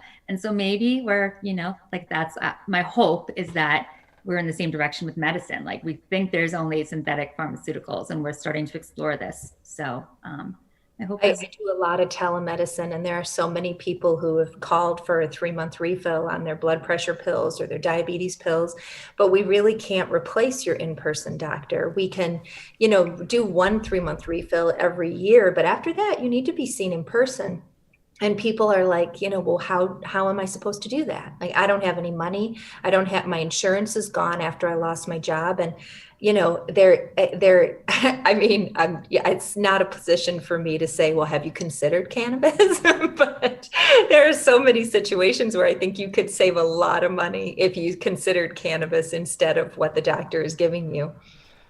Now Alissa sends me different articles, interesting articles she finds, and one in particular today was about this product called eucalyptol, which is like eucalyptus, but it's a terpenoid. Now, what's the difference between a terpenoid and a terpene? Any help there? Boy, I think you're just looking at a slightly different chemical structure that's going to have probably some pretty potent antiviral effects. Thank you for reminding me, because when I was down at Union Square this weekend, they were selling eucalyptus, and I was like, I don't want to drag it all the way home because I had 2 bags full of food already. But I was like, I got to order some from the florist because eucalyptus is so naturally antiviral, very, very healthy for you to inhale. So I always buy some in the winter and hang it from the shower rod, and then it hydrates and it maintains that fabulous smell and is and it's naturally antiviral, which we all could use a little bit of that right now, right? Absolutely. And in this study, it was said it was especially it's an enchantment by eucalyptol, especially when doing math. And I feel like for all the people homeschooling right now, if anything's going to help my kid with math, I will throw it. I will spray it on them all day long. But yeah, I was talked about cognitive improvement and neuroprotection through eucalyptus. So I think hopefully more of this information will, but then I think we get stuck with how to use it. So you said you would put it in your shower because that's where Personally, I get stuck. I don't know. I know eucalyptus is good, but then if I put the fake one in the fake diffuser, is it bad? Like there's some bad oils, right? That you don't want to diffuse. Yeah, and then you worry about inhaling concentrated because, your lungs aren't designed to inhale concentrated oils. That's part of the concern about using vapes. Right. So yeah, that's the way that I use it. I'm not sure that there's a magic to it. I think it would also be really beautiful if you had an entry if you weren't on the 23rd floor in a little tiny box in Manhattan. If you had an entry table in your home, you could maybe put it there and it would be really beautiful. And it does have a beautiful green, it stays nice for a long time. So it's a good time to get it. The flu is going to come in hardest end of December, January, February. That's really when we see the flu coming in hard, and sometimes into March. But COVID is just continuing to march forward. It's been pretty aggressive this last month or so. So it might be a good thing to have right at the entryway, as we talk this through. It might be have it there because just so that you have that, nourishing the air in that particular space. I also bought some green plants for whatever good it is. Some, like spider. Those spider plants are very good at cleaning the air. But I don't know if they clean the air of viruses and bacteria, but I'm spending more time indoors and I like the idea of a few green plants. I went on that website Bloomscape and they have all kinds of different plants that you can buy, and they send them to your house and then they're all set to go. You pull them out, they're already potted. There's no fuss. You just water them. That's up my alley. Perfect. Yeah. For your windowsills back there? Do you have windows? No, actually I'm at my cottage because I'm at a little cottage because I needed a little break from my math tutoring skills. So my husband's much better. I just thought I'd escape to a little cottage while it's warm. But yeah, like I was using tea tree oil obsessively at the beginning of COVID, and I was like more emotional than usual. And I didn't know the whole estrogen disruptor, but that is a very legitimate agent, but it might not have been a good idea to use as much as I was. So this works. For vitamin C, vitamin C deficiencies don't exist very much, but when you get in the hospital, when you go from a general medical bed to an ICU, the frequency of vitamin C and vitamin D deficiencies increase so that you're up around, 20% of people that are in an intensive care unit that are vitamin C deficient. So getting the vitamin C and D and selenium and zinc are all a good idea. Right at the beginning of COVID, I put together a formulation and we called it Norona, Norona. We got a letter. We had to shut it down. But that was what it was. We got an FDA letter, but it was zinc, selenium, D and C, and some N-acetylcysteine, which is a mucolytic. So it thins the mucus. Yeah. But I thought that was a good combination. We had fun putting it together, but we didn't get any opportunity to sell it. It's hard. I respect having regulations that people aren't, everyone's looking for a magic bullet, but then yes, even the scientists and doctors are they can't access. It's unfortunate. So there's a lot of good research, but I think part of the reason that we've been able to keep cannabis under the rug for so long is because, you have the dietitians publishing in the dietitian journals and the internal medicine doctors like me publishing in my journal and the surgeons publishing in their journal. So I don't know really how to handle myself in an operating room. I haven't been reading surgical journals for years, not since medical school. So you do get in your little cubby and you quit looking up and seeing what other people are doing, So cannabis is publishing here and there and then and really in their own journals. And so if you're not looking, you're going to miss some great stuff. We'll certainly keep on top of everything that you're learning. And how can we visit a website, or what's the best way to follow what you're learning and doing? Because I'm on your same page. I think all the stuff that you're uncovering is fascinating. So Yeah, I'm going to actually do some work on psilocybin pretty soon. I'll publish a little bit on that, and I'm going to publish a few videos on perioperative management, because like you were saying, Jimmy, that there's some people that are, there's some issues with pain management around surgery. So I publish those new videos at cbdandcannabisinfo.com, and I share them through my newsletter. So there's always great CBD deals and fun things to share in my newsletter. And then if you're interested in becoming a coach, just getting educated, I have the cannabinoid protocol that I'm really thrilled about the growth of that this year. Great. Well, Dr. Mary Clifton, I have looked forward. I've read your newsletters for a long time, so I so appreciate you taking the time to hang out with me and Alissa here on our Medicinal Monday show of Cannabis Chat. And we know how to find you now, and I'm going to take you up on that offer because you'd be an added addition on a regular basis on our program, and I really appreciate you taking the time. Oh, thank you so much, you guys. It's been such a great time for me.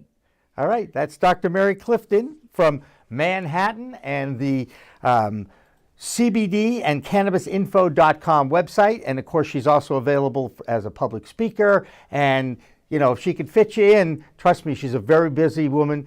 We so appreciate her taking some time out and joining us here today. We have our next guest coming up in just a moment. But first, we're going to take a little break, wave the flag a little bit, as we say here, and then we'll come back with Ruth Fisher, another PhD out there. I tell you, I have met and talked to so many intelligent people. What am I doing this? We'll be back with more after this.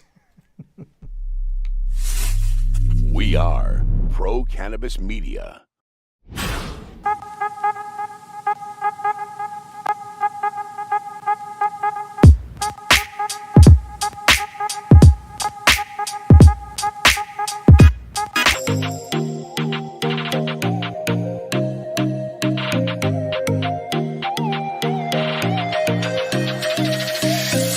Well, hello there. Here we are again, another live stream from the new studio of Pro Cannabis Media. This is Cannabis Chat, and I'm Jimmy Young.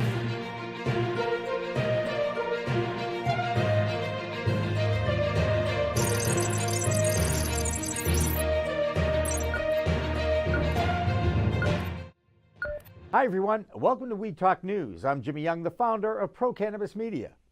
And I'm Kurt Dalton, the founder of Cannabis.net. Every week, Kurt and I get together to review some of the biggest stories in the cannabis industry. He and I talk about them. We have a few comments, and then we get reports from Canada, New York, and Washington, D.C. And this week's no different, Jimmy. We finally have Vermont moving toward recreational cannabis with retail opening in their state. We have an old state and a new state, Colorado and Illinois, both setting cannabis sales records in July, as well as multiple efforts to legalize the cannabis plant in America, including our friend Steve D'Angelo getting involved. But first, let's go to Deborah Borchardt in New York to check on the financial weed scene. Deborah? Thanks, Kurt. Thanks, Jimmy. Well, things seem to keep going the wrong way for Charlotte's Web.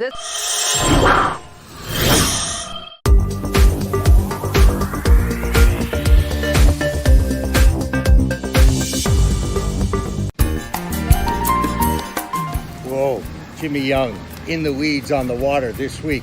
We've got the CEO of Kushko, Nick Kovacevic, with me. This guy has built his little company in 6 years from $2 billion in sales to $145 million in sales. We can get this thing to be fully legal here in the next few years, I believe, but it's going to take far longer for the stigma to change.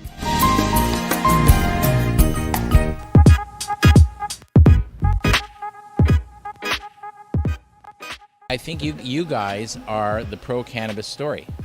And I love Pro Cannabis Media.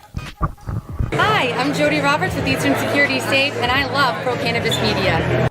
Hi, I'm Laura Beener. I'm the president co-founder of The Healing Rose, and I love Pro Cannabis Media. It's been such an integral part of our success here at The Healing Rose. And you know what? The best media company out there is Pro Cannabis Media. Look out for them. They'll make you famous. Hi, I'm George, and I love Pro Cannabis Media. I also love Western Mass Hydroponics, where we've got everything you need from seed to bloom to bud, and then to smoke it afterwards.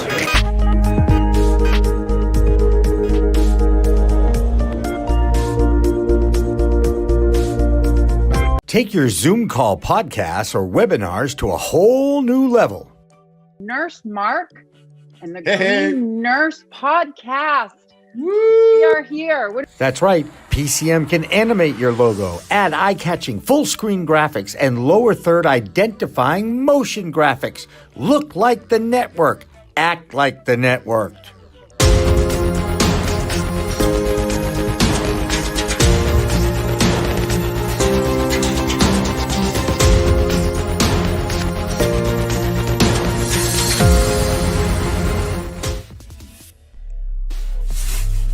We are Pro Cannabis Media. All right, here we go. Welcome back to Cannabis Chat for a Monday afternoon. I'm Jimmy Young in the Pro Cannabis Media studio. As we always are on Mondays, joined by the CEO of flowerandtonic.com. Her name is Alissa Merrill. She's my go-to person whenever I need to talk to somebody intelligent. Okay? Because Lord knows we are talking to so many doctors and scientists. So I admit my liberal arts education, history major at Tufts University only takes me so far. So now we want to welcome in Ruth Fisher, a PhD, of course, because, you know, after all, we only talk to doctors or PhDs on this show. And Ruth Fisher, thank you so much for joining us this afternoon.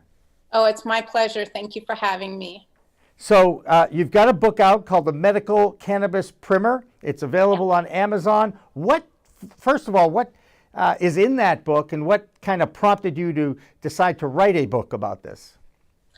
Well, you know, I have to admit I'm a traditionalist, and I was very much caught up in the whole stigma of this is your brain on drugs. And I smoked pot before and decided it wasn't really my thing and was a little judgmental about it and other people using it. I've done a lot of work in healthcare, and I've always, I've spent a lot of time doing research in the healthcare industry. And early on, I had heard about cannabis being used for medical purposes, especially during, say, the AIDS crisis, when it started gaining more momentum. And I really, to be honest, I just kind of dismissed it and didn't even really think about it. So fast forward now 20, 25 years, my brother, about 5 years ago now, was diagnosed with multiple sclerosis. And he gets tremendous amounts of neuropathic pain. And he's been on every drug there is, and they're just, the side effects are horrible. And he was getting a little bit of relief, but not nearly enough. And at one point, one of his neurologists said, you know, I think maybe you could benefit from medical cannabis, but I can't give you any guidance. Right. And so I want to give that doctor credit for even mentioning that in any kind of a patient doctor. That kind of puts them out there a little bit. Was this in California by any chance? yes, it was. Yeah.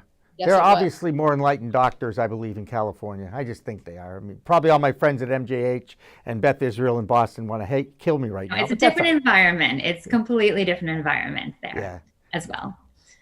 Do you think we'll get to the point where people will look at it not as a last resort, but as a immediate option when diagnosed with something like MS?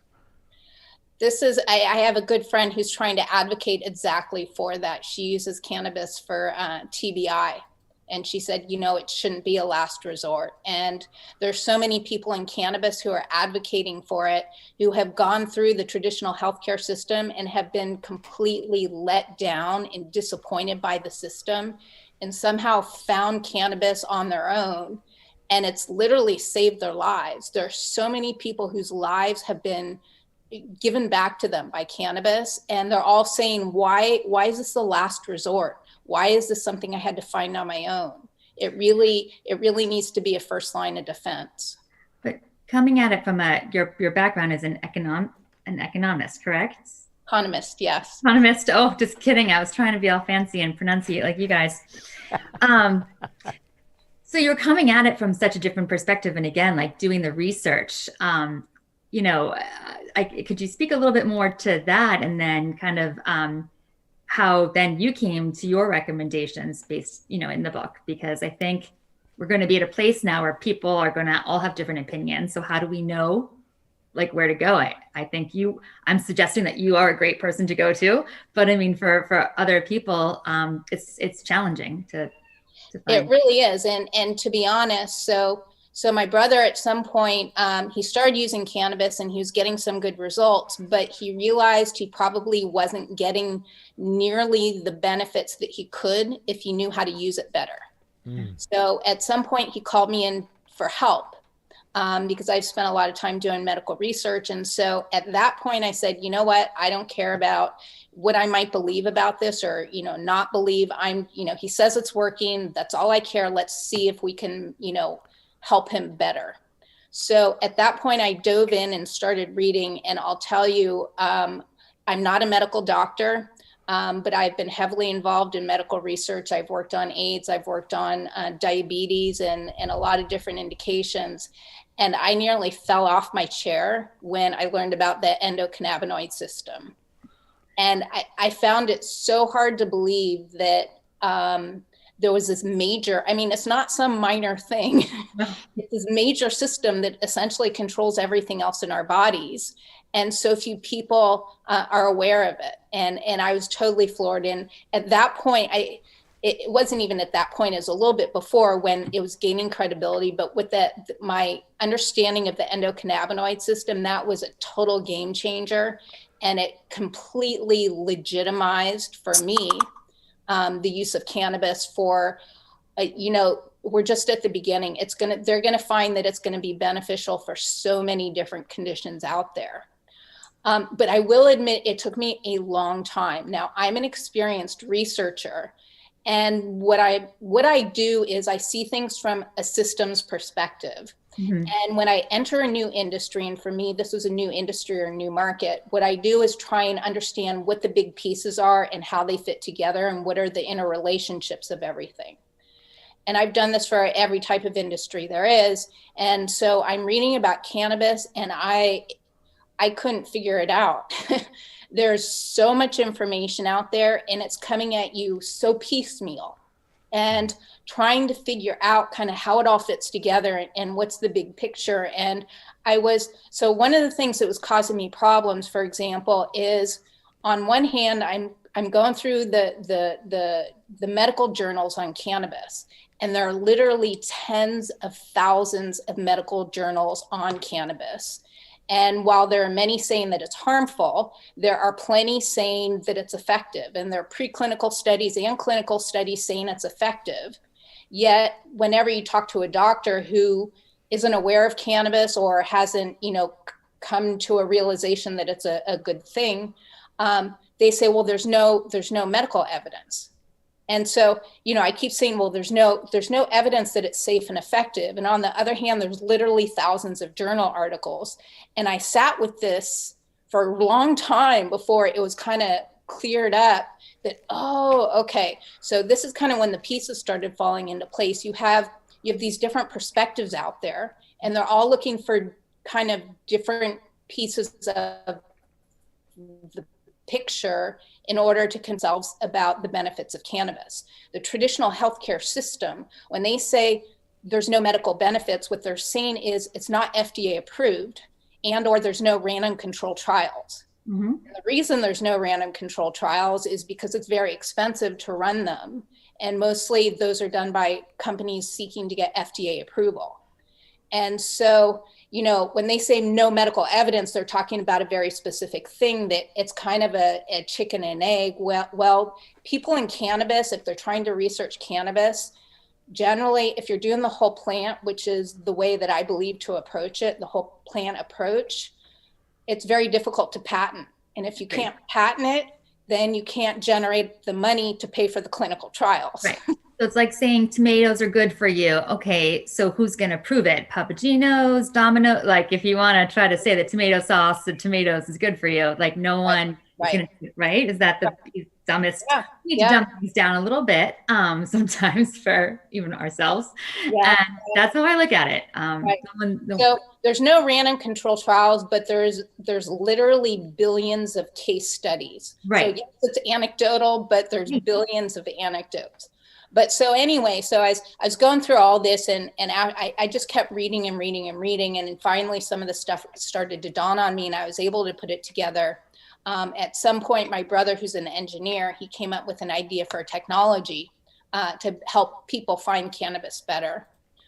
So my job for that would be doing research to try and kind of figure out some of these connections. So at that point, I really started the research.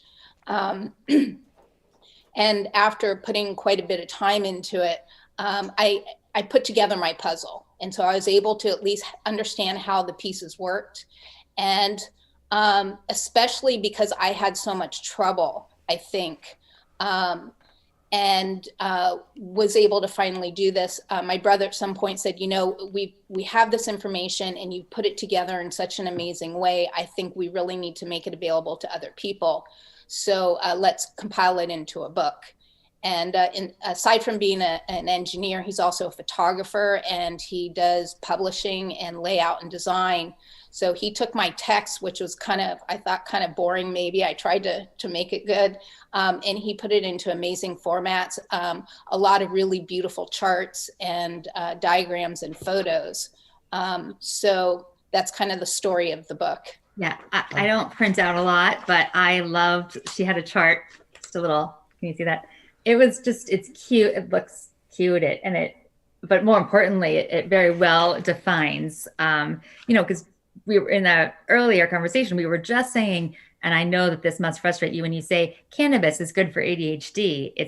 You really need to narrow it down to disease state or condition to really have the best effect. So that's really what you're able to do, like looking at endocrine disorders, spasms, PTSD, and what type of combinations work best together. I mean, this is awesome information. It's available on a poster and it's in your book, correct? Yes, it is. Yes, it is. Great. How are we ever going to share and educate the public? I mean, Lord knows if we could print 150 million of those books and distribute them to all the voters, it would be a great thing. I'm sure you'd be very happy about that as well. But one of my biggest frustrations as a media or a former media person is the lack of public service information that traditional media will share with the public. Now, we're sitting here in a pro-cannabis environment. We're talking about all the benefits and the research behind some of the science that has led this green wave. But there's still, I don't want to call it censorship, but it's censorship at the social media level, and the traditional media level won't even allow you to run a PSA like Acreage Holdings tried to do, telling 3 amazing stories about how cannabis saved people's lives. I get so frustrated by it. As someone, you're in California, you're in the Bay Area, are there public service announcements about any of the benefits of this plant anywhere in media? No. I think it's going to need to we're going to need to wait until it's rescheduled. Yep. Okay. Hopefully that won't happen. That won't be so long, right? Hopefully, yes.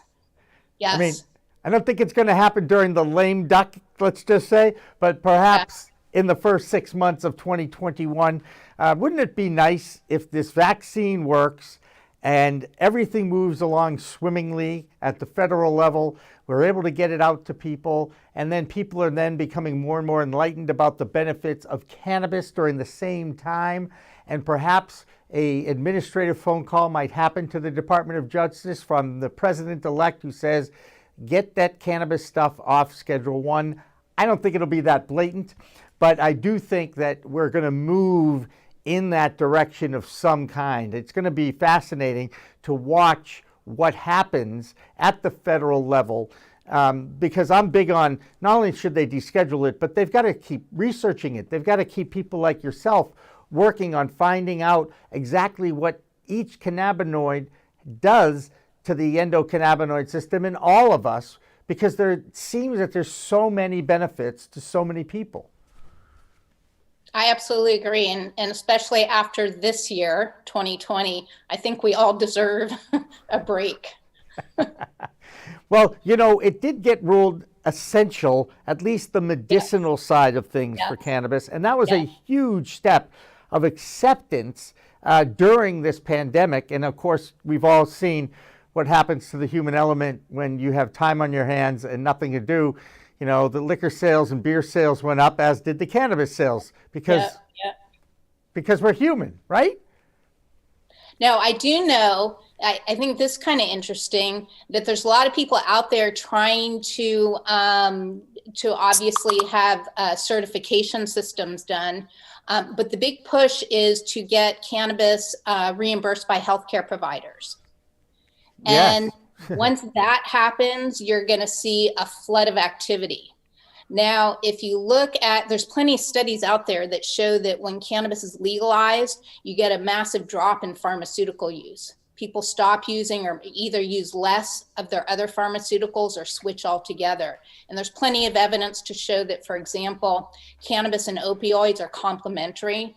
So you can radically reduce your use of opioids. So maybe it has some benefit by using a much lower dose. You're going to obviously get, you're going to reduce the potential for bad side effects.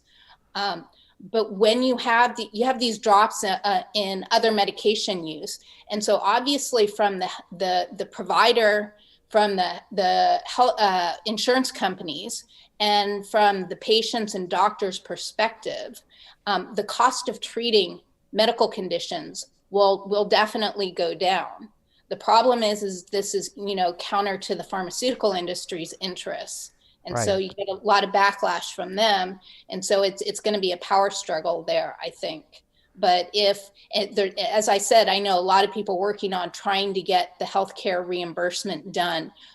If and when that happens, I think there's going to be a radical flood of activity. I believe now there's some reimbursement already happening for the workman's comp patients, in little pockets in certain states. I don't know exactly the circumstances, but yes, I think we're closer than people think. But at the same time, what products though? Like, are they going to do you think it'll be products that have an indication through a pharmaceutical company, or like this is where I get excited about it, but then I'm like thinking out the logistics, and I'm like, is it gonna? Because I actually in Massachusetts, there's a psychiatric hospital near me that has like a CBD formulary product, and that's exciting to me because you and I talked about this briefly. Like the worst thing is when you take someone, from a perspective where they don't believe in this, and then you're like, oh my gosh, there's something here, and then you go try a product. So many are bad, and there are so many that are pushed. The top ones on the market are not the ones I would recommend. So it's like it's certainly a challenge. I hadn't even thought out to the patients like who are going to require such a higher dose that they won't be able to afford it. So yeah, I guess I'm trying to figure out where it'll go. And my guess is it'll be a little everywhere. It'll be available prescription and then over the counter through functional medicine doctors. I'd love your thoughts as an. That's a really great question. I've spent a lot of time thinking about that. I think there's definitely going to be a pharma route. So the doctors will prescribe it and you go to the traditional pharmacy and get it there, like Epidiolex or Sativex. I think that we're going to continue to have dispensaries where you can walk in and see a wide variety. I think that there's definitely going to be, say, nutraceuticals that you find in the drugstore or the counter, maybe even at like Costco, Walgreens, for CBD supplements, and maybe at some point even cannabis, including THC supplements. What I'm really interested in is there's a lot of people doing specific formulations for specific indications. So for example, Zalira, they're an amazing company, and they're doing stuff they have their hope for autism. Right. And I believe they're doing breast cancer as well, and some other indications. And you're having specially crafted, high credibility products out there for specific indications.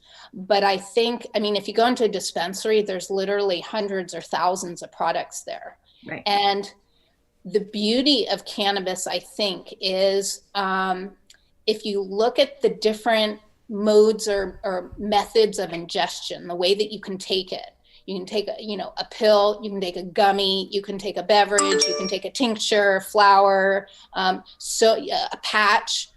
There's so many forms of use that you don't see that in any other medication. And that I think is really amazing because it accommodates so many more people in so many more conditions.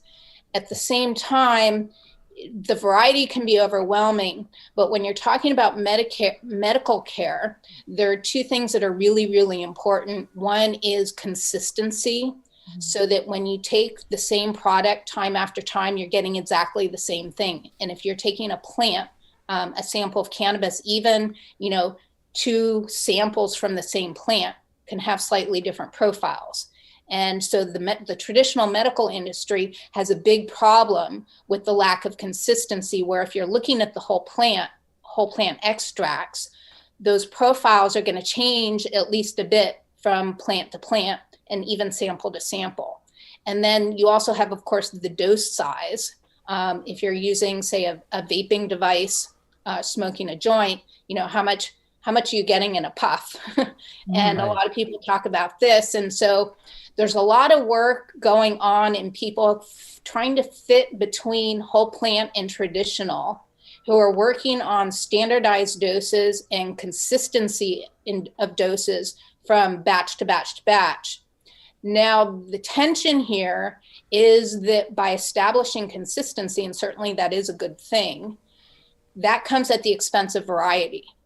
So someone who's trying to do, say, a line, they can do a line of, say, 5 products, and they're producing each of those 5 exactly consistently in exactly the same dose from batch to batch to batch. But they can do 5. They can't do 100 or 200 or 500.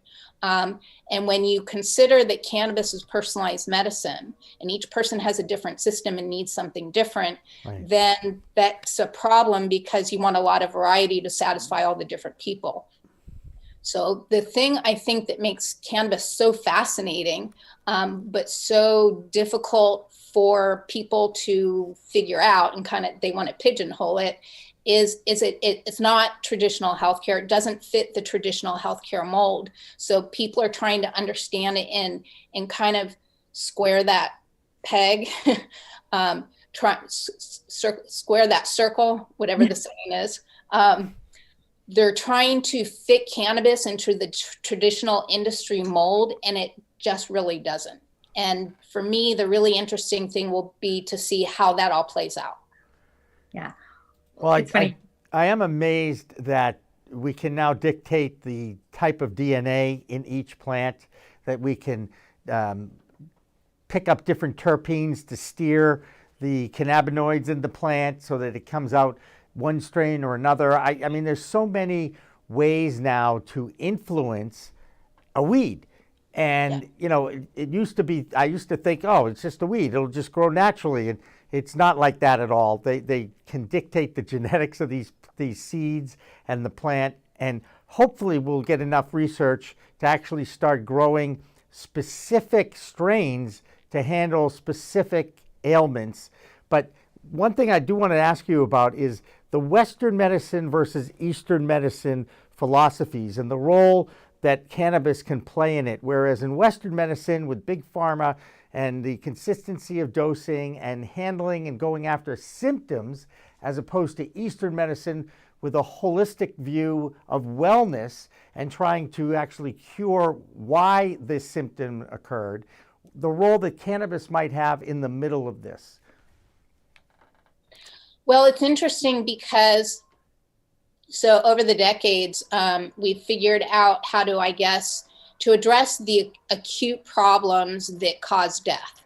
So we have like sanitation and vaccines. So people generally, this year has been a bit different, but people generally don't die of viruses or infectious diseases because we've cured that.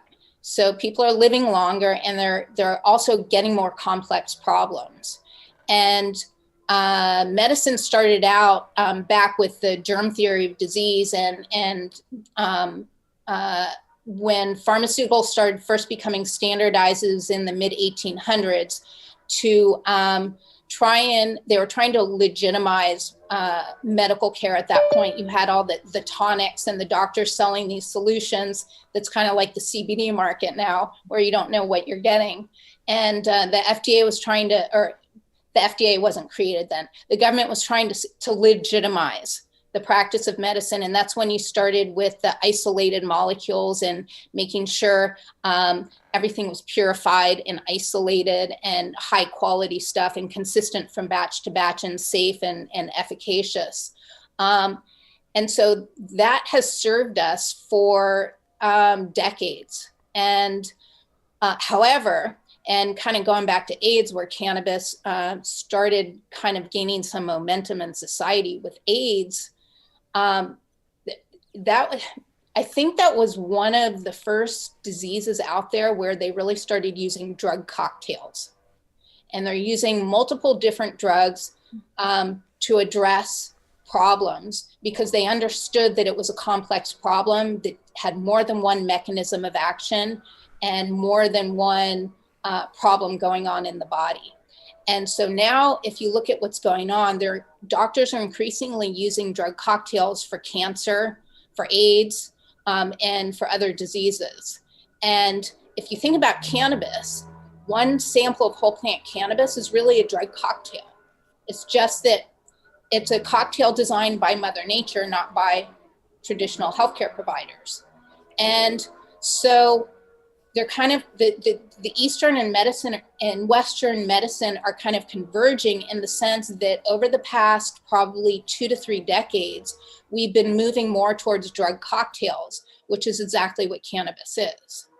And the problem with cannabis is they're going to have to figure out how to accept a product that has a lot of moving parts that they haven't fully figured out yet. We can wait, say 20 years, 30 years until they have fully figured it out. But what about all the people in the meantime who are suffering and who need something now? Right.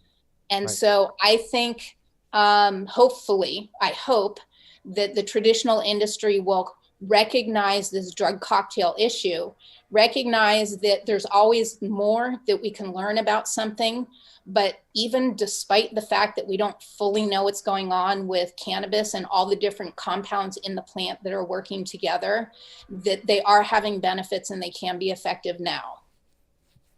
Gotcha. Well, Ruth Fisher, PhD, and the author of the Medical Cannabis Primer, which you can get on Amazon. I certainly appreciate you joining us today. I always feel so humbled when I talk to researchers like yourself, because a lot of this stuff goes over my head, but I get the big picture, and I am going to be leaving my body to science, so have at it whenever I kick the bucket, as it were. That's how I feel. For a long time. All right, and I think patients especially can be grateful that, to your point, it might be a while off, but right now I think we have some tools available that can help people. And I certainly think that you have some amazing research. So thank you for contributing and sharing that. And people can buy your book on the Medical Cannabis Primer on Amazon? Yes. Okay, great. Terrific. Or at the website, medicalcannabisprimer.com. Okay. That's right. And so, Ruth, again, thank you very much. And we're going to take a quick break and then come back with one more doctor, Dr. Z, Dr. Ryan Zaklin, our in-house doctor, if you will. He'll be joining us for the final 30 minutes. Don't go away. Cannabis Chat continues after this.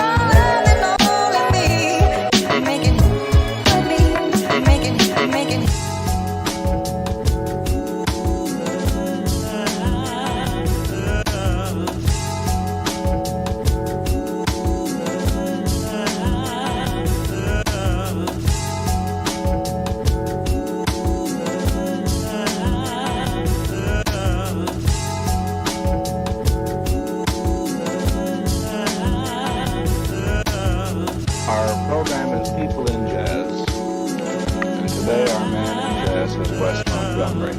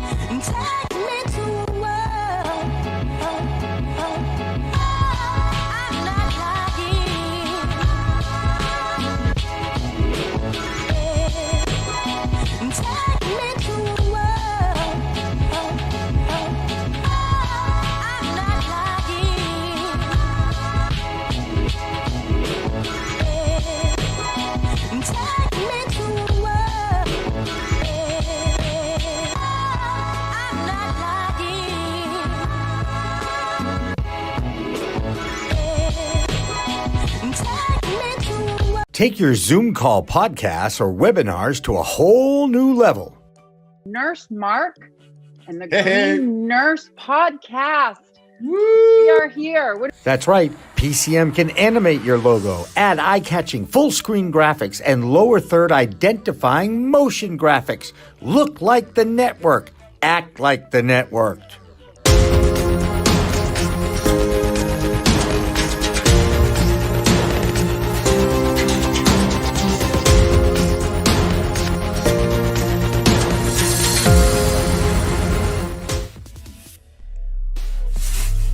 We are Pro Cannabis Media.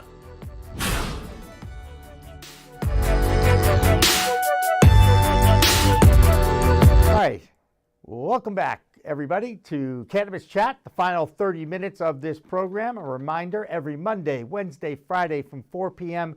to 6 p.m. Eastern Standard Time, I'm going to be sitting right here, and we're going to continue to interview some of the movers, shakers, and the most intelligent people I've ever met in this cannabis medicinal space, in this industry. On Wednesdays, we call it Professor Weed Wednesdays, when we talk to educators in this space. And then on Fridays, we do the Green Rush, which is a business of cannabis show that I do with David Rabinovitz as my co-host. But on Mondays, it's cannabinoid as a medicine. And when it comes to medicine and cannabinoids and experts in the ECS, the endocannabinoid system, I always go to two people. One is Alissa Merrill from Flower and Tonic, and the other is Dr. Ryan Zaklin. And Dr. Z, thank you so much for joining us again here.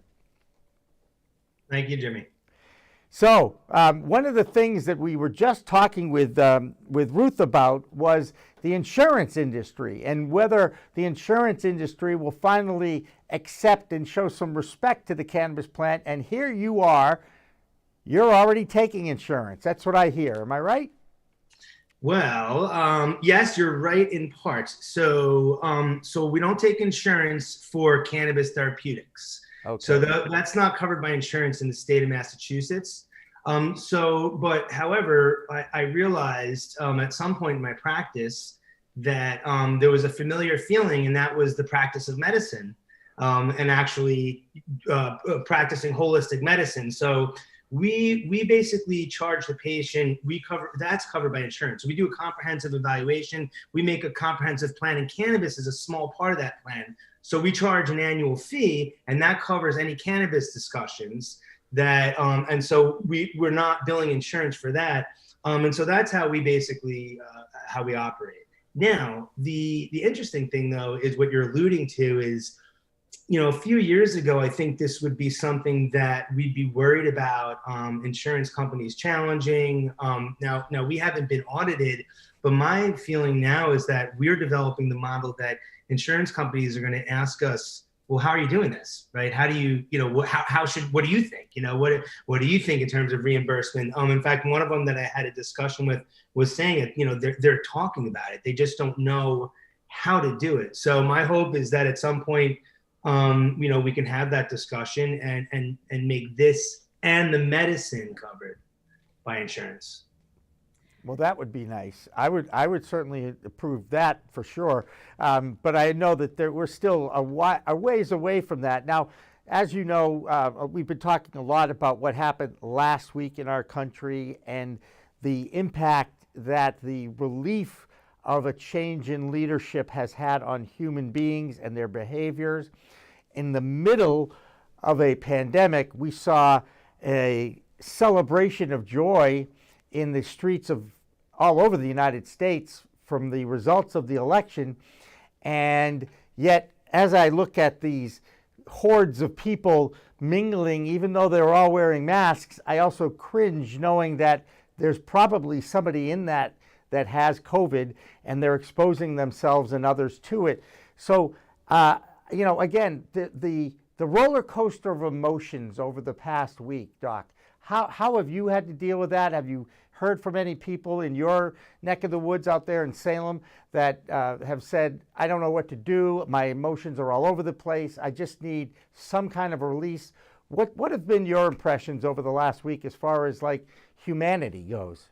Sure, I appreciate that question. I mean, one thing I just want to point out, I think Oregon doesn't realize that the election is over yet for some reason or other.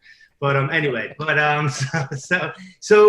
I can appreciate that. I think that overall, I've seen, I mean, during COVID, we really have, honestly had the privilege of treating a lot of patients that have had, they show that, I just ask them, what is it? Anxiety, depression, insomnia, or all three? And they're always like all three, and it's, and I definitely have had patients that have shared as of late that they've had a heightened level of anxiety due to the election. I think that people were holding their breath. I think that, there's been an overarching, especially in Massachusetts, where, 64% of the population did vote for Biden. And I think is certainly is a more liberal state. I think that people really had a tough time. And what's interesting too is it's funny, we have to text obviously with my staff, and I said to my staff, I said, well, I'm talking to my patients all day and I got politics on my mind. I guess I'm pretty much talking politics with my patients. And it's interesting to kind of do that. And actually some of them who were Trump supporters just kind of say, what's the story? Like, can you explain to me, what do you see? What do you see in him? And just having an open dialogue. But a lot of my patients felt the way that I felt. Frankly, and not to, be too obvious about my political, where I lean, I lean towards compassion and humanity, right? So I think that what was honestly, it was kind of disappointing to me that half this country didn't feel that same way. It felt like in some ways, half the country voted for racism and half the country voted for, just a stomping on all of what we've worked so hard to accomplish. And I think it's interesting how, it was kind of like, oh, cannabis is recreational in Jersey. Oh, okay. It was like an afterthought, though even that was just kind of, this was such a crucial election. So I think that there is going to be a sigh of relief, but honestly, I think there's going to be a lot of PTSD and CTSD, chronic traumatic stress disorder, that people have experienced in combination with this pandemic, right? And this, it just happened to be this bomb of an election. It kind of just peaked. But hopefully we're phoenixing out and a new day has dawned, and hopefully we can kind of pick up the pieces and all breathe a sigh of relief, and hopefully we'll be not only meeting each other in person, but hugging each other once again. Oh, I miss that so bad. I'm sorry. It's just, it's so counter to the human element, right? We're social creatures, and we're told now to stay apart from each other. Well, we're trying our best, and I've got a big enough studio that I'm 6 to 10 feet away from the others in the studio, and that really helps. But it does still go to counter what the human element is all about. Now, you're great, by the way. I always learn something from you. You went from PTSD to CTSD. What are the differences there? Well, no, chronic stress disorder, right? We think about post-traumatic stress disorder, and we think about an event that somebody had that kind of, You know, it almost it emblazoned a pathway in their limbic system that it tripwired it, right? Just this one event tripwired it and literally changed their brain structure. It is actually related to the endocannabinoid system, which is why cannabis helps to treat that.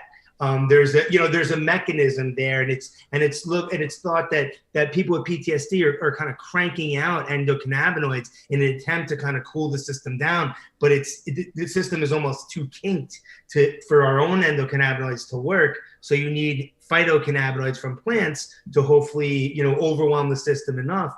But what is chronic traumatic stress disorder is just chronic stress that we have that's what's been happening. I mean, COVID is a chronic stress. And so it shaped the way our brains, I remember at the peak, it was like I couldn't remember what I had for dinner, 3 nights ago. If I brushed my teeth that day or did I shower yesterday, it was like Groundhog Day over and over again. And it was very scary not knowing, right? Going out, not going out, going to the supermarket. Should I be wearing a hazmat suit? So over time, this puts you on a defensive and the fight or flight response and new pathways are emblazoned that have you on your toes. And so that's the chronic stress disorder.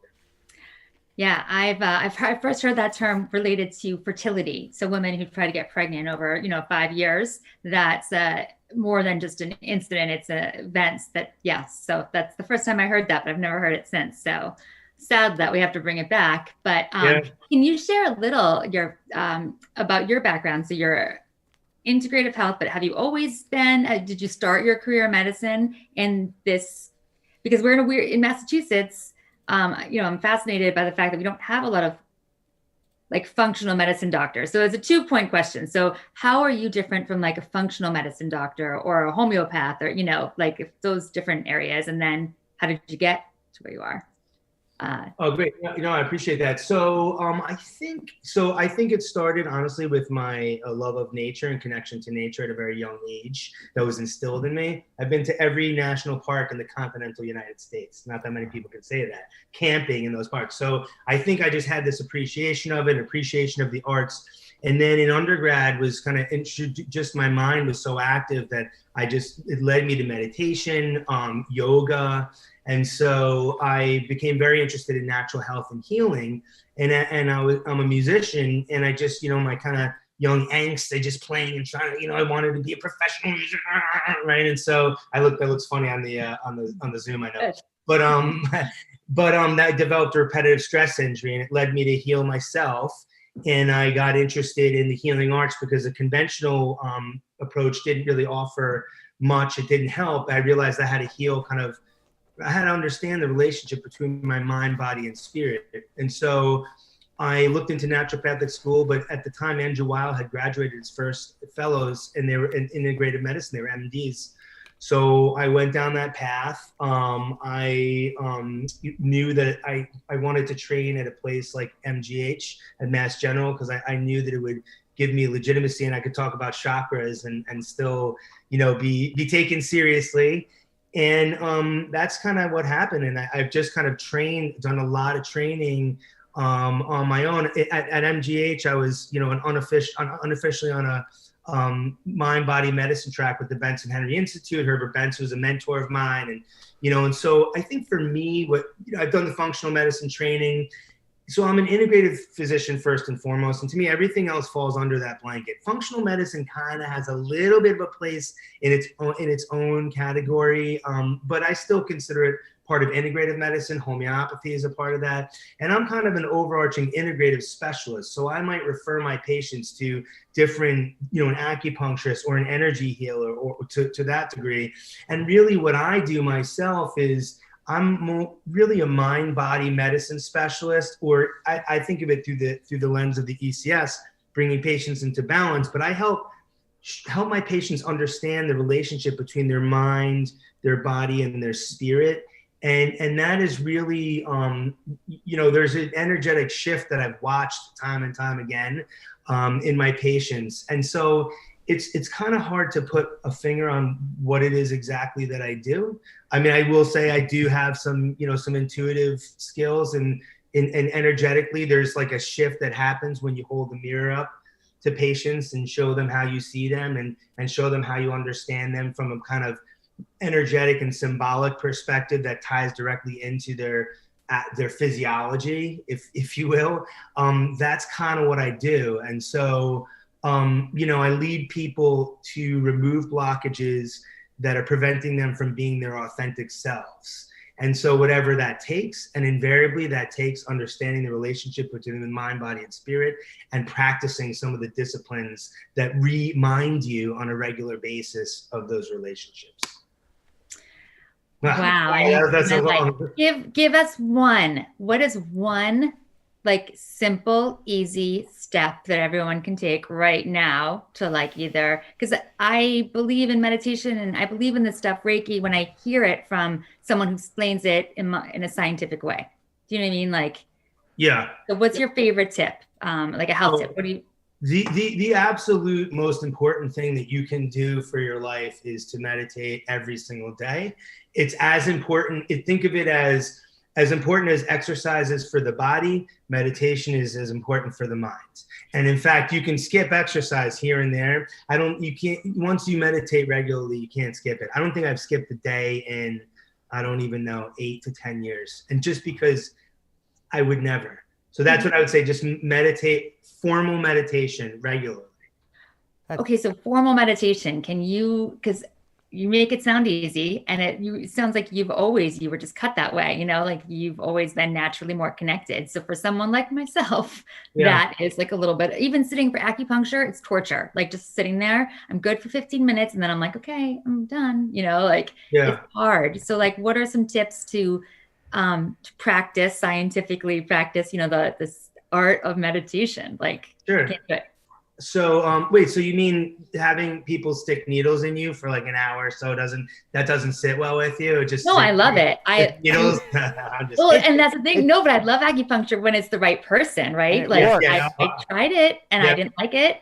I tried it for migraines a long time ago, and I got such bad rebound that I never wanted to do it again. Wow. Yeah, it's a shout out to my guy, Bryn Clark in Beverly. But he, it's interesting. I've studied some traditional Chinese medicine, and I say they're not acupuncturists; they're traditional Chinese medicine practitioners, because actually the herbs, in a lot of ways, speaking of plants, they think of them as the more healing component of traditional Chinese medicine. But let me to answer your question, I'll give you my 3 seeds of regular meditative practice that I offer all my patients. Okay. And I actually do a meditation session with them. This is covered by insurance. It's a discussion on how to manage your anxiety. And I will sit there and I will meditate with them, and I'll go through a series of questions that we'd have to do it another time, but I'll offer them these 3 seeds on how to start a regular meditative practice. So the first seed is that the only kind of lousy meditation is the kind you don't do. You alluded to that it's easy for me and it comes easy to me. Well, you're right. I actually have tripled my attention span in the decade or so that I've been meditating. I went from 1/4 of a second to 3/4 of a second. Okay, so it's not, people think that they're going to slow their mind down, or that if they have all these thoughts that it was a lousy meditation. That's not the case. The point of meditation is to observe the mind.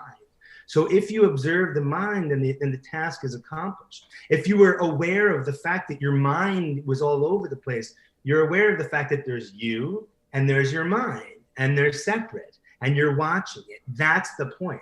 Okay, so the only kind of lousy meditation is kind you don't do. Forgive me for, you're gonna have to bleep it out, but I'd say don't give me this horse shit about, I can't sit down, I can't, my mind's all over the place. I'm like, your mind's all over the place? Listen, you can't get a kidder. You know what I mean? And so it's not about that. That's okay. But you're supposed to clear your thoughts? You'll never clear your thoughts. The idea is to watch your breath, right? And a thought comes in, and you treat your thoughts like you would treat clouds, because they're clouding your ability to be in touch with your true self, right? So a thought comes in, you're focused on your breath. A thought comes in, it takes your attention away. Mentally label it as thought and bring your attention back to the breath. Don't analyze it. Don't engage with it. Don't react to it. Another thought comes in a fraction of a second later. Thought. You might be like thought, right? But that's okay, because it's the act of observing thoughts that means there's the observer and the thoughts, and they're separate. So that's the first seed, right? So the only kind of lousy meditation is the kind you don't do.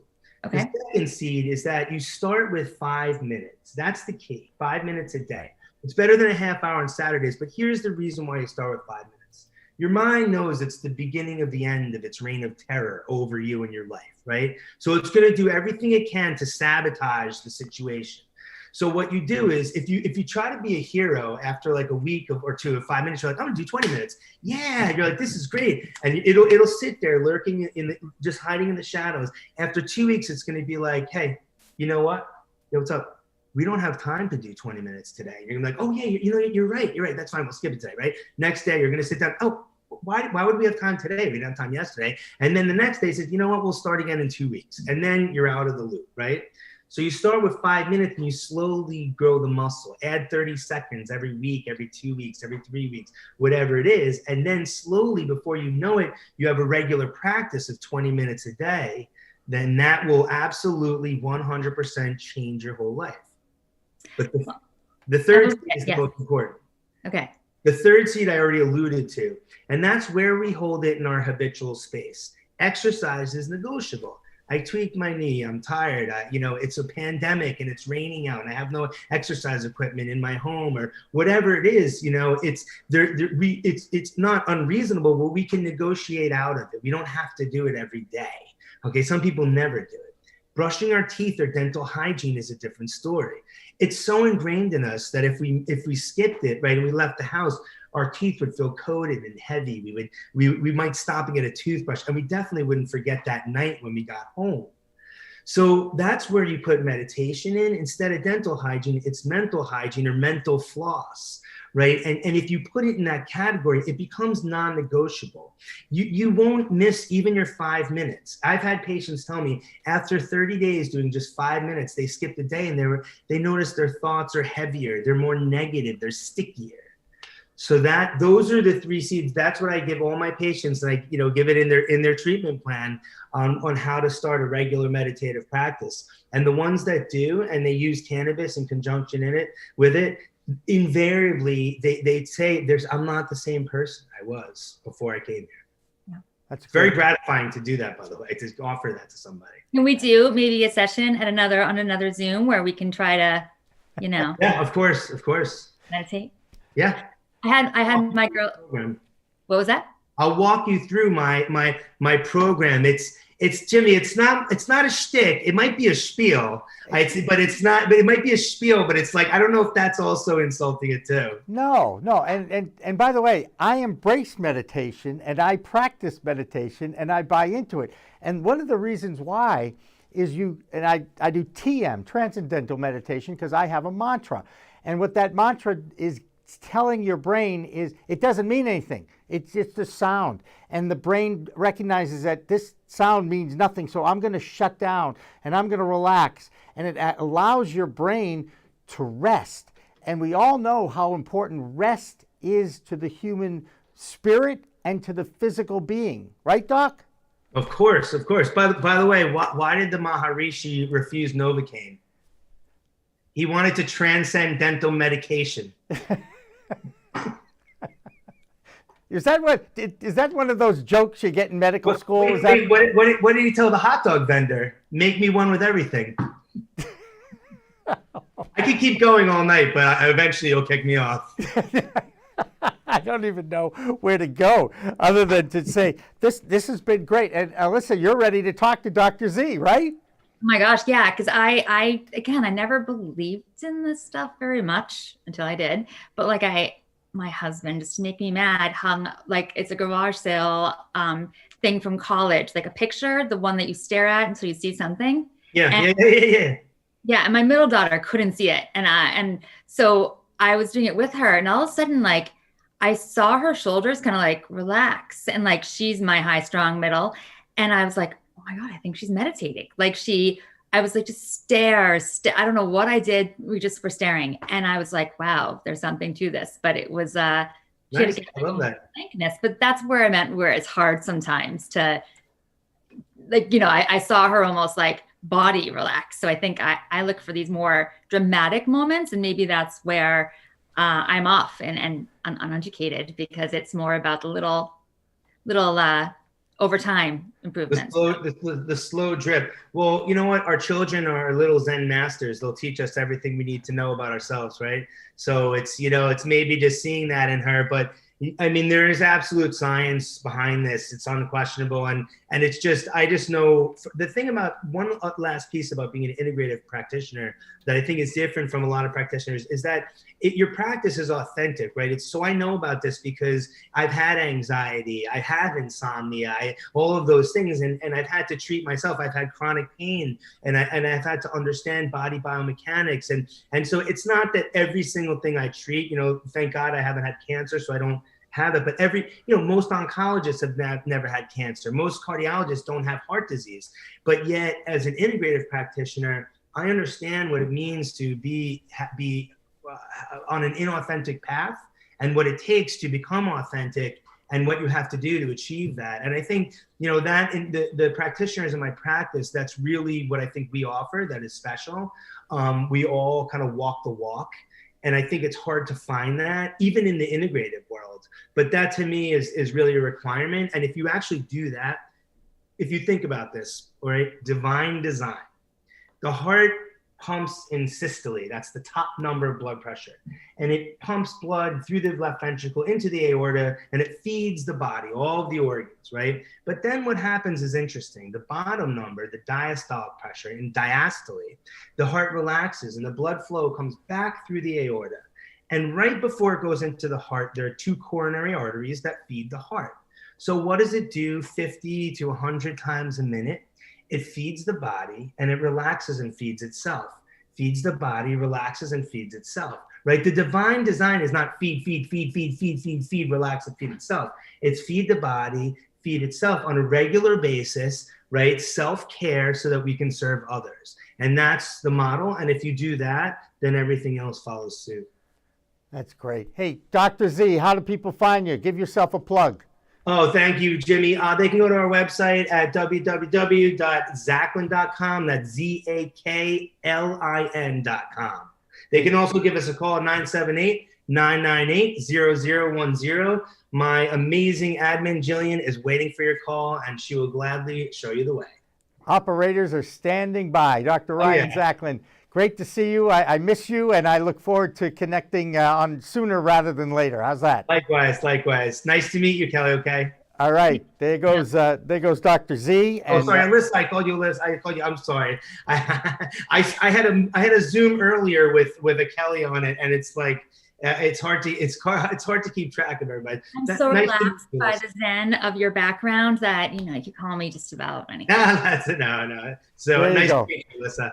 Hey, as long as you don't call her late for dinner, you know that line, right? All right. Alissa Merrill, as always, thank you so much. I enjoy our Cannabinoid Mondays together on our Medicinal Monday show.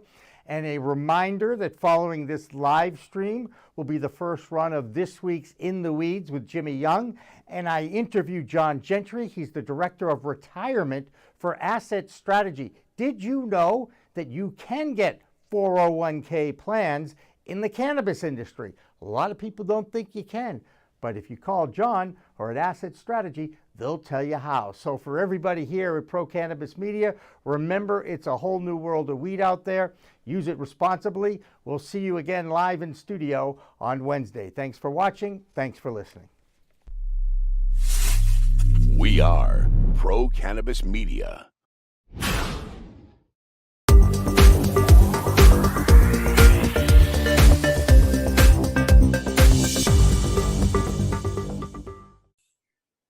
Hi, everyone. Welcome to a special edition of In the Weeds with Jimmy Young. And today we have a very targeted conversation. People may look at me and say, what's that old guy doing hosting a podcast about cannabis? Well, as you might expect, I too have had some experience with this plant. I am a medical card-carrying member of the community here in Massachusetts, and I am very happy to be joined by the Director of Retirement at Asset Strategy in Natick, Massachusetts, and his name is John Gentry. And John Gentry, thank you so much for joining us today. Thanks for having me, Jimmy. So tell me, first of all, am I a target for retirement? Does it look like I would be a target for retirement? That's kind of where I want to start. Well, setting aside the fact that you'll probably never quit working. Right. Yes, everyone is a target for retirement, or at least for getting their finances to the point where they can make work optional. Absolutely. And I never want to stop being myself as a talk show host. So obviously, I'm not sure I want to ever retire. But that being said, I certainly understand the importance of saving for later in your life. Accurate? Good way to look at retirement? Absolutely. And, we've got a lot of clients, a lot of very type A clients who don't ever intend to stop working, but they do look forward to that freedom of making a paycheck unnecessary, and to be able to choose what they want to do later in life, whether that generates an income for them or not. Right. Now, you are a certified financial planner, an accredited investment fiduciary, and it says ERISA geek in your bio. So please explain to me what ERISA stands for. ERISA is the Employee Retirement Income Security Act of 1974, which is essentially the body of laws that created the American retirement system that we know today. And I remember 1974. In fact, a lot of people still think I listen to the same music from 1974 that I still listen to today. Can you relate to that? I absolutely can relate to that. I'm a classic rock guy too. I mean, the Allman Brothers were my favorite band back then. They still are, okay? And I still love listening to them. So I certainly have some other artists we can sprinkle in there. But the whole point of this conversation is to talk a little bit about what this might have to do with the cannabis industry. As you know, we are, or at least we like to think of ourselves as the voice of the cannabis industry. We want to give a voice to those that are in the cannabis industry. But whenever it comes to finances and cannabis, that Schedule I drug thing still gets in gets in the way of a lot of different things, whether you want to just do similar banking with checking or savings. And I'm going to guess it has to affect retirement strategies as well. What has been the challenges for you as you try to create retirement accounts in and for the cannabis industry? So you tied those things together really well. So ERISA, which is the governing body of laws, is all federal. Mm-hmm. And as long as cannabis is still Schedule I, you're going to run into some conflicts, even in states where it's legal, to be able to establish appropriate retirement planning vehicles for all the people who work in the cannabis industry.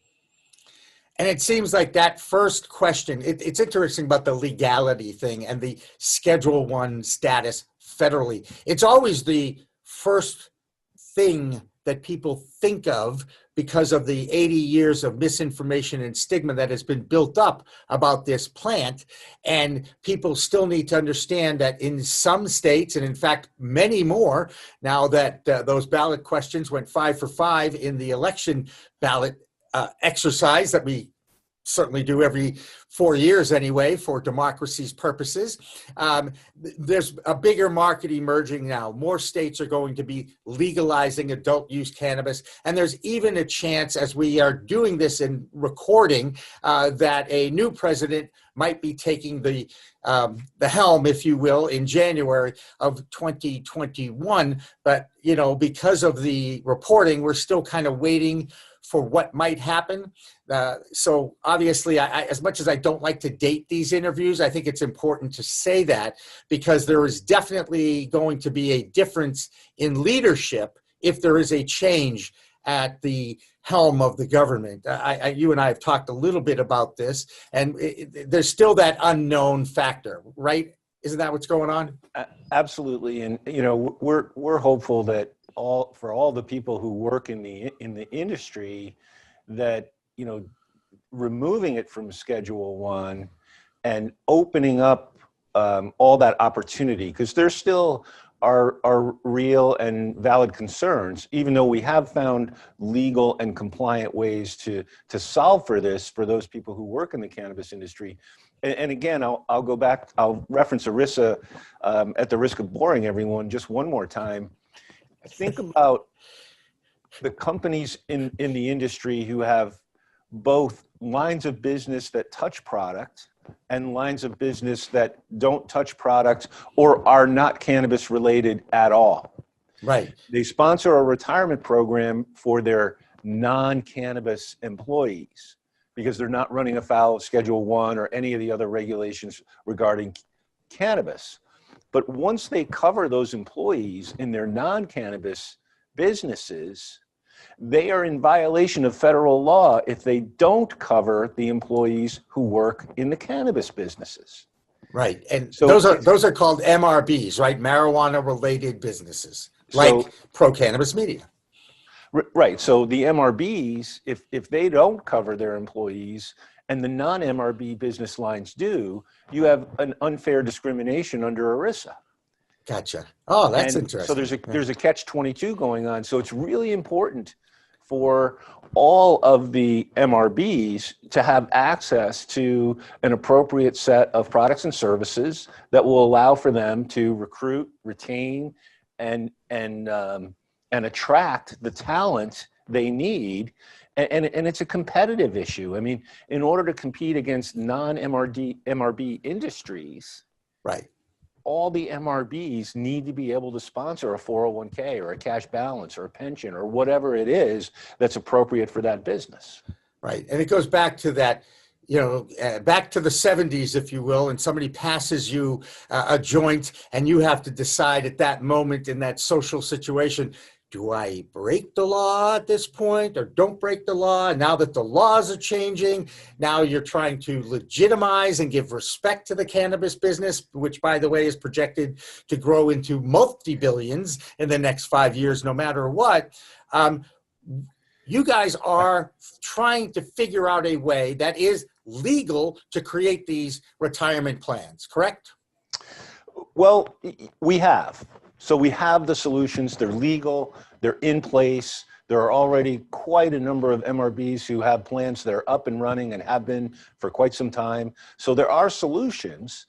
Now, there are also very well-known large national providers in the industry who simply aren't comfortable being first movers. So they are resisting, and so there isn't the breadth of choice or the level of competition that I think we will have once the plant is taken off Schedule 1. And as we discussed, we figured this out, that it's really just an administrative thing with the Department of Justice, that the executive branch of the government, that would be the president, no matter who the president is, all they really have to do is pick up the phone, call the DOJ and say, let's deschedule that cannabis thing so we can move the industry forward. And it doesn't have to go before Congress. Yet there are 3 bills that have gone through the House and waiting to go to the Senate. And as we know, right now, Washington, D.C. continues to be kind of completely separated. And there isn't a lot of governing going on between those 2 houses of Congress as we await election results and the settlement and who dictates what on each side of the fence, as it were. When you guys were shopping your plan to help out the cannabis business and actually give them respect, what kind of pushback did you get? Did you ever run into the stigma? You mentioned some more conservative leaning entities that didn't want to have anything to do with it. Oh, so there's an interesting dynamic. We not only did we run into vendors who simply wouldn't consider it, didn't want to have the conversation, weren't even comfortable discussing it, and no way, John, not a chance.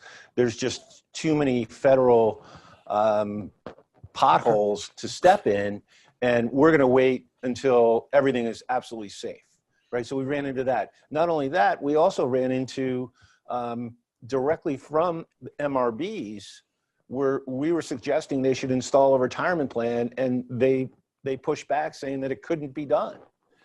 And that's simply because they had tried and they finally gave up.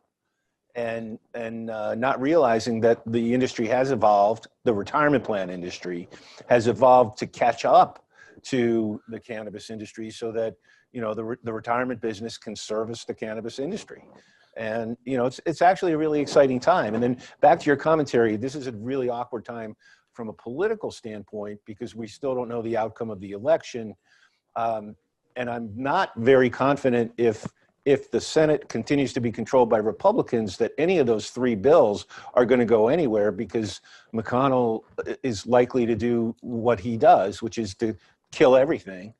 But if the White House does turn over, and I'm not expressing a desire one way or the other politically, but from the cannabis industry's perspective, I think there's a much higher probability of getting that call from the White House to the Department of Justice to remove cannabis from Schedule I. So, you know, from the interest of the industry, I think they have a clear, they have a clear candidate in mind on who's going to be friendlier to the industry going forward.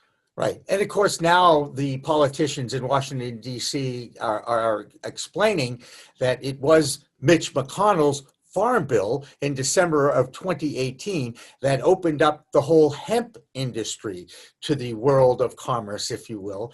And I'm guessing that even though hemp has only 0.3% THC, the intoxicating chemical in this cannabis sativa plant, there still are some restrictions for people wanting to do business with those hemp companies. And does that apply to the retirement world as well? Again, probably for those providers who aren't comfortable working with any MRB, they're probably also, and I think inappropriately, excluding the hemp-related businesses. Right. But again, we have products and solutions that are ready that can service, whether it's truly an MRB or a quasi-MRB or a non-MRB with an MRB affiliate. We've got the solutions now, and now it's really up to us to communicate that out to the industry so that the cannabis businesses know that they can get on an equal footing with all those other industries when it comes to compensation and benefits. Now, I'm guessing at Asset Strategy, you guys have been in this space for a while. What differentiates, obviously you have a passion for this and a lot of experience in the retirement space and creating these accounts, and also helping people like myself who are getting up in age out with their retirement planning. What differentiates what you guys do? Obviously, you've done a lot of homework. You're ready to go, whether you're in an MRB or non-MRB or just someone who is looking to get retired. So can you walk me through a little bit about Asset Strategy and exactly who's involved there and what differentiates that group from others in the similar space? Absolutely. So, and there's an interesting tie-in, I think, to the industry, because we pride ourselves on financial wellness for employees, or what we call plan participants. And wellness, as we all know, is part of the culture of cannabis. Right. CBD products, THC-related products, all integral to the concept of overall holistic wellness. Well, you need to be well about your money as well. And we work really hard with our clients to help the people who work at the companies and organizations that we serve to make good decisions with their money, to make sure they're saving enough, to make sure they know how much they need to save, to make sure they have a basic financial plan in place. And we do it in a way that can be delivered to everyone, regardless of their life stage, regardless of their income, and regardless of their net worth. And that tie into the whole concept of holistic wellness, I think that's going to play really well in the cannabis-related industries, simply because that's also part of their marketing approach and part of their philosophy. There are so many regulations for those in this cannabis industry, whether they are related to it or, as we say in the industry, in the business, plant-touching entities. There is a movement afoot in the industry for unionization of employees. I understand that there's definitely one dispensary in Massachusetts that has voted to join a union. I'm pretty sure it was the I want to say it's the Food and Commercial Workers Union, and I should know this, and I'm thinking I'm right about that. It doesn't matter whether you have a unionization of employees or just a privately owned company that has some employees. This plan that you guys have come up with, or these strategies that you've come up with, can apply to anybody. Absolutely. Now, there may be separate plans for union and non-collectively bargained employee groups at a single employer. Right. And in some circumstances, you'll have a union plan for that employer, or the union people will simply participate in a larger union level plan, and then all the non-union employees will participate in the plan that we set up for that employer. But regardless of that structure, we can service the union, we can service the subset of the union at that employer level, and we can service the non-collectively bargained. So, that from our perspective, that doesn't matter so much, other than the fact that the retirement benefit itself is typically part of the collectively bargained agreement. Gotcha. And of course, it's such this industry is in its infancy still to this day. There's something like 80 dispensaries in Massachusetts. As I mentioned, 5 new states are now coming on board as a legal entity. And it took Massachusetts 2 years just to open up their first dispensary after the voters spoke. Everybody recognizes, I believe, in the medicinal value of this plant. You brought up wellness and the wellness industry and how this plant can actually improve people's health and the aging process, if you will. As you get older, whether you were an athlete or not, you probably have some inflammation in the various joints that make up the human body. And it's always challenging sometimes to get through a regular day, or if you're still active, you may play a sport or work out or take walks, and then your knees ache a little bit and you rub a little CBD lotion on it, and oh my goodness gracious, the aches go away. It's an amazing concept. Are you seeing more and more acceptance out there in the public? Just the concept of a non-opioid pain reliever is such a boon to public health, and the stigma has been diminishing so rapidly. The concept of using a THC type of product to help you with your sleep, or for anti-seizure, or to use as an alternate pain reliever is absolutely, I think, universally accepted. And it's just a matter of time until we have medicinal in all 50 states. And of course, and when you think about it, what you guys have created as a 401k plan that you're offering to the cannabis industry, that too, is part of history, isn't it? It absolutely is. And I hope it's a significant part, because so one of the really interesting concepts, and again, I'm going to bore you with ERISA, is the retirement program is one of the only ways for people who work in an MRB to take cash flow from the business and separate it legally, protect it from creditors, and have that segregation occur without a taxable event to the employee. And it's a crazy world out there, but that benefit alone is reason enough for most cannabis-related businesses to want to explore how to set up their plan, what kind of plan should they have, and to help their employees set some money aside for the future where it's protected both from tax and from creditors. Yeah, and we all know that right now, I believe it's 280E, which is something that the industry is going after. It's the IRS's code that for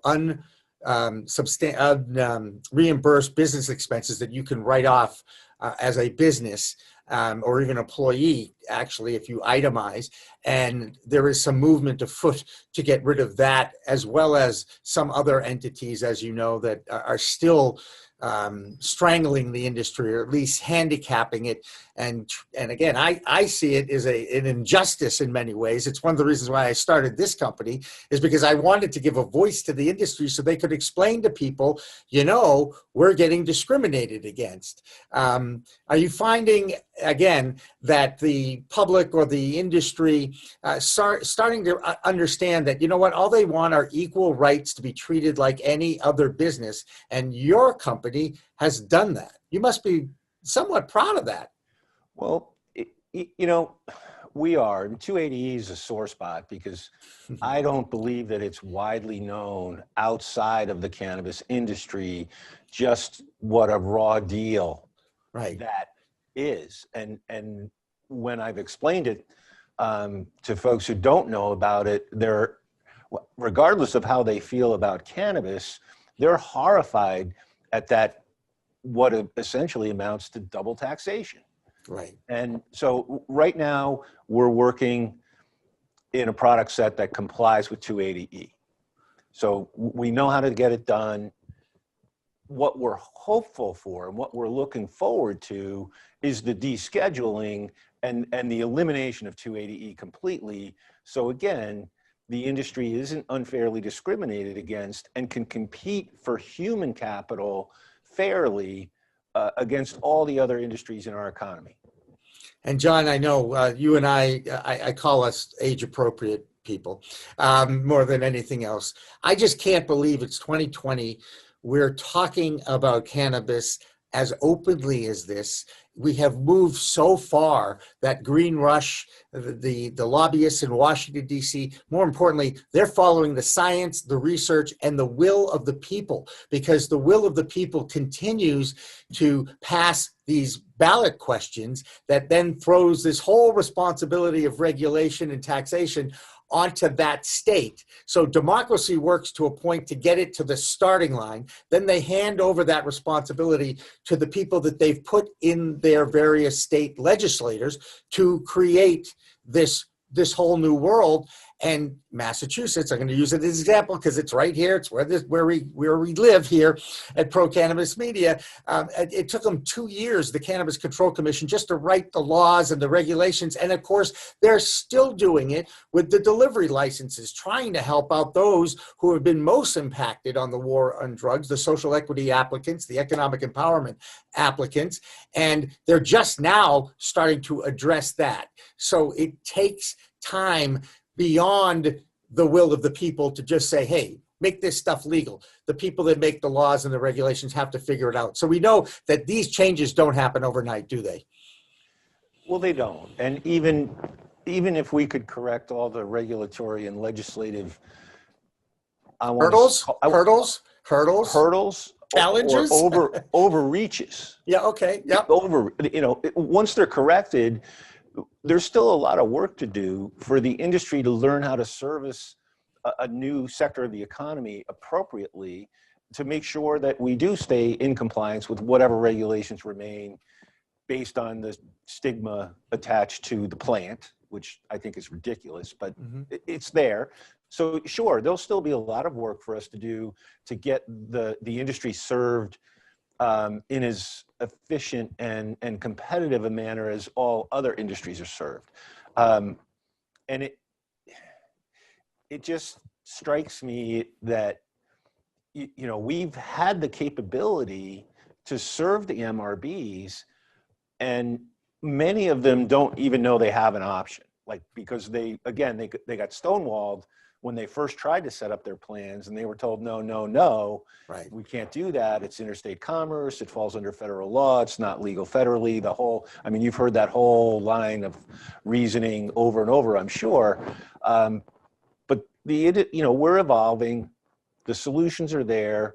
They will get better, but it won't be like throwing a switch when the regulatory or legislative environment is corrected. There's still going to be some follow-on in order for procedures and products and services to really become available. Yeah, fantastic. And how do people get a hold of John Gentry at Asset Strategy Advisors in Natick, Massachusetts? So folks can reach me by email, jdg@assetstrategy.com, or you can check our website for my additional contact information, and that's www.assetstrategy.com. There you go. And that is why they are experts in this space. John, I really appreciate you taking the time out to chat a little bit, enlighten our audience. And of course, when it comes time I actually get a chance to hire staff with benefits, I know where I'm going to go when it comes to creating a 401k plan for future employees. That's okay, right? That's fantastic, Jimmy. We'd love to have your business. And I'd love to do it with you guys. So for John Gentry, I'm Jimmy Young, the host of In the Weeds. And remember, it's a whole new world of weed out there. Use it responsibly. Thanks for watching. Thanks for listening. We Talk Now, We Talk News, and In the Weeds are all available on most major podcast distributors like iTunes, Spotify, Google Play, and our friends at clnsmedia.com and our flagship, Cannabis.net. So subscribe, share, and like our videos on all the social media networks out there, including LinkedIn, Twitter, Instagram, Facebook, the WeedTube, and YouTube.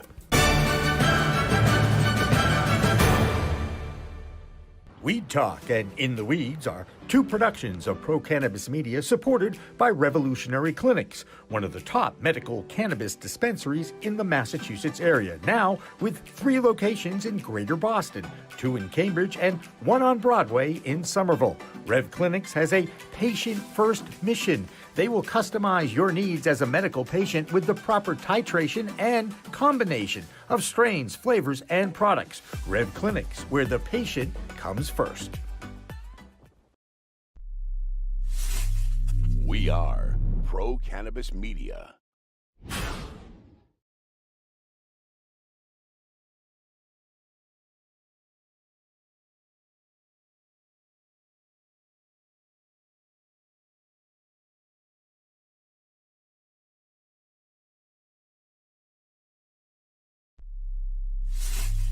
We are Pro Cannabis Media.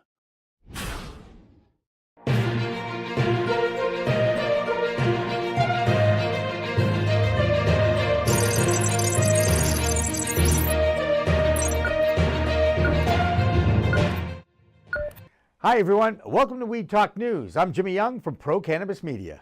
And I'm Kurt Dalton from Cannabis.net. Every week, Kurt and I get together to talk about the news of the week in the cannabis industry. So all I can say, Kurt, is 5 for 5, right? Cannabis did very well at the state level, Jimmy. Not so much at the Senate level, but if at the time of this filming, Mr. Biden appears to have the clearer path to presidency, that's a win for cannabis too. And of course, we can focus on the results of all the states. Were you surprised with the overwhelming results from the cannabis world? Maybe in some of the red states, like the South Dakota, getting both passed at once. That's a pretty big swing from 4 years ago. But in general, the rest of them, the coffers are empty, the unemployment lines and the funds are out. The tax revenue is needed. Just like Cuomo said, New York now needs the money. We're doing this. Especially since New Jersey is now legal. That's the last thing New York wants, is one border going to New Jersey, the other border going to Massachusetts or Vermont at this point. So I think that they'll get that done. And I got to tell you, having New York and New Jersey on the East Coast along with Massachusetts, I think that'll have a pretty good impact on the cannabis industry, don't you think? Well, I think looking at even the numbers, are we up to about 42 or 43 that have some form of a cannabis program, and then I think 15 are rec? There's only 50 states, Jimmy. I mean, I don't know what the federal government, at some point, common sense kicks in and says, 88% of our inhabitants here now have some form of legal cannabis. So maybe we should tax it and just move on. And create some jobs. As you know, there was another little item on the ballot box this week, the presidential election.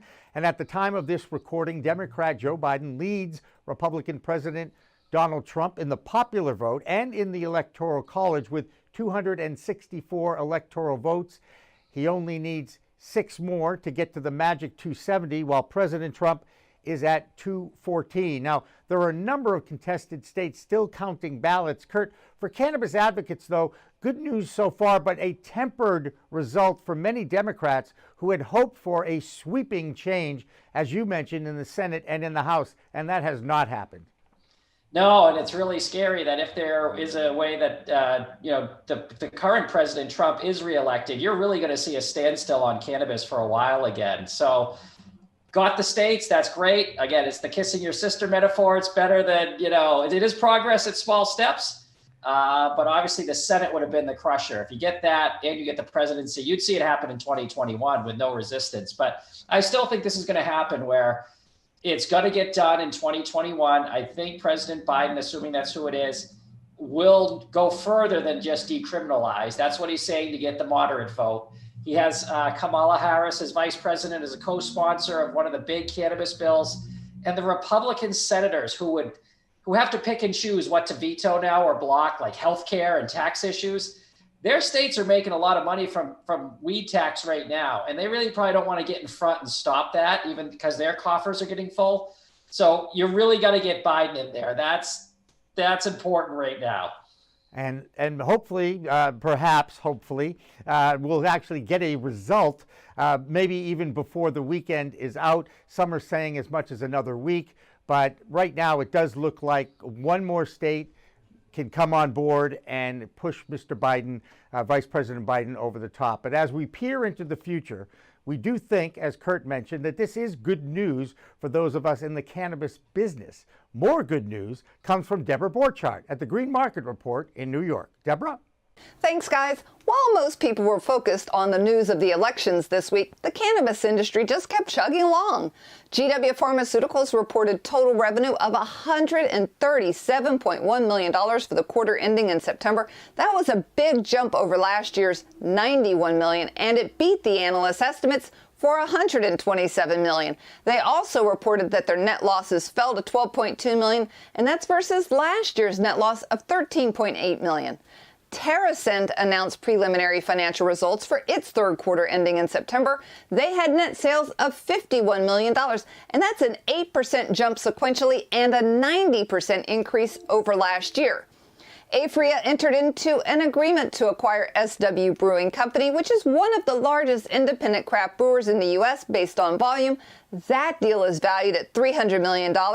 Now, despite cannabis beverages having very little market share in the cannabis industry, the stock market cheered and their shares jumped on the news. And that's it for this week. I'm Deborah Borchardt with the Green Market Report for Weed Talk News. One interesting news item to add is the fact that while we await results from the congressional races, there is still some acceptance of cannabis in other industries. Kurt, you know what an MRB is, right? Sure do. A marijuana-related business. It's part of a lot of the banking acts as well as in the finance stuff they're talking about. And since both our companies are MRBs, one of the challenges we all face is normalcy with anything having to do with finances, the 280E tax code, or retirement benefits for employees. And sure enough, I found one company that has figured out how to offer 401k plans for MRBs, Asset Strategy in the Boston suburb of Natick, Massachusetts. Now, I talked with one of their financial experts on the next In the Weeds. John Gentry is the director of retirement at that firm. And the first hurdle for anything having to do with businesses, of course, that are either plant touching or just ancillary companies is, can you create something nationally that the feds will actually deem legal? Now, Asset Strategy can, but it wasn't easy. So we have the solutions. They're legal. They're in place. There are already quite a number of MRBs who have plans that are up and running and have been for quite some time. So there are solutions. Now, there are also very well-known large national providers in the industry who simply aren't comfortable being first movers. Not only did we run into vendors who simply wouldn't consider it, didn't want to have the conversation, weren't even comfortable discussing it, and, you know, no way, John, not a chance. There's just too many federal potholes to step in, and we're going to wait until everything is absolutely safe, right? So we ran into that. Not only that, we also ran into directly from MRBs, we were suggesting they should install a retirement plan, and they pushed back saying that it couldn't be done. And that's simply because they had tried and tried and tried, and they finally gave up. And not realizing that the industry has evolved, the retirement plan industry has evolved to catch up to the cannabis industry, so that, you know, the retirement business can service the cannabis industry. And, you know, it's actually a really exciting time. Wow, that's fantastic news, Jimmy, because anything to do with finance, retirement, and benefits for cannabis companies are a complete disaster right now. So that's really great news to hear that they have a solution for cannabis business. Absolutely. And one international news item we want to share, because we've talked about New Zealand's vote to legalize cannabis. Well, unlike the newest 5 states in the United States, that measure failed in New Zealand. And Kurt, wouldn't you know it, their newly elected Prime Minister, Jacinda Ardern, comes out in favor of legalization after the vote. Does that make any sense? No, that's the scuttlebutt. We did a big story on Germany voting down recreational marijuana, as well as New Zealand. And New Zealand's prime minister did not announce her affinity for or against till after the vote. So a lot of the pro-cannabis people in New Zealand are a little bit disgusted that if that's what you thought, say it up front. It might have swung the vote enough. It's a little bit of a debate, but she would not, at the end, after the vote, she said she did support it. So I don't know, you know, if you're going to support something and you're elected, I don't know if you get to do that, you know, hide behind the Monday morning quarterbacking, as we like to say. Absolutely. And by the way, do you know who the U.S. ambassador to New Zealand is by any chance? John Twitchell. No. I took a shot. You did take a shot, and I appreciate that. I thought you'd say Dennis Rodman, but that's not right either. No, that's North Korea. Yeah. That's right, I forgot. No, it's former shooting guard for the Mighty Jumbos of Tufts University, Scott Brown, also known as Ayla Brown's dad and a former U.S. Senator. By the way, in college, he was not a fan of cannabis, because I actually roomed with him at the basketball house for about a month at Tufts, and let's just say he moved out. Anyway, basketball and weed, sports and CBD, what can I tell you? Now it's time to toss to our main man, Rye Russell, with this week's main report. Rye? Rye Russell from Weed Buds Radio with your main cannabis report for Weed Talk News. Cannabis has made it to many ballots across the nation, and that includes Maine's largest city of Portland, or maybe we should call it Potland after this favorable vote. Portland residents have voted in favor of all cannabis-related topics for the past 7 years, and this year was no different. The city of Portland voted to remove the cap on licenses that was originally slated for 20 stores. And in addition to that, residents also voted to reduce the mandatory buffer between licensed cannabis establishments from 250 feet to only 100. According to election data, the question to remove the cap won by 6 points, with a total of 20,000 individuals voting in favor of this reform. Thank you for tuning in to your main cannabis report. I'm Rye Russell from Weed Buds Radio, reporting for Weed Talk News. The DEA has introduced a new rule about CBD that has angered many members of that new industry. The DEA has drawn a line in the sand, or in this case, hemp, a warning that if your plant tests over 0.3% THC, you can be prosecuted under the Controlled Substances Act. Now, Kurt, descheduling from Schedule 1 is a priority if the results all stay the same now, right? Yeah, this is what's called hot hemp, which will push your crop above the 0.3. It's based on genetics as well as how it's grown.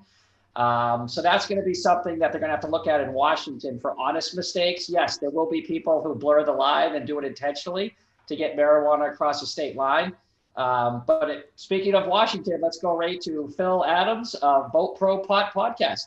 Hi, this is Phil Adams from Vote Pro Podcast, here with the Weed Talk News DC Report. Representative Earl Blumenauer of Oregon exulting over the sweep of cannabis reform initiatives in this year's election. During a Zoom call Q&A session, Blumenauer expressed his belief that the cumulative effect of the passage of medical and adult use ballot initiatives in 5 states will make federal legalization that much easier. This is what voters want, said Blumenauer. It is a continuation of progress that has been going on since 1996. Normal Executive Director Eric Altieri agreed, saying, quote, "These results once again illustrate that support for legalization extends across geographic and demographic lines. Voters approved legalization measures in Arizona, Mississippi, Montana, New Jersey, and 2 in South Dakota." In a related story, some DC-based cannabis industry lobbyists are downplaying expectations for federal legalization after Republicans appear to have maintained control of the U.S. Senate.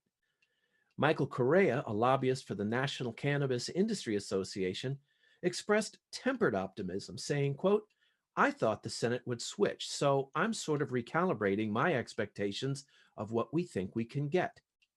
A lobbyist for the National Cannabis Roundtable, Safira Galoob, agrees, saying that with the defeat of Senator Cory Gardner of Colorado, legalization lost a key GOP advocate.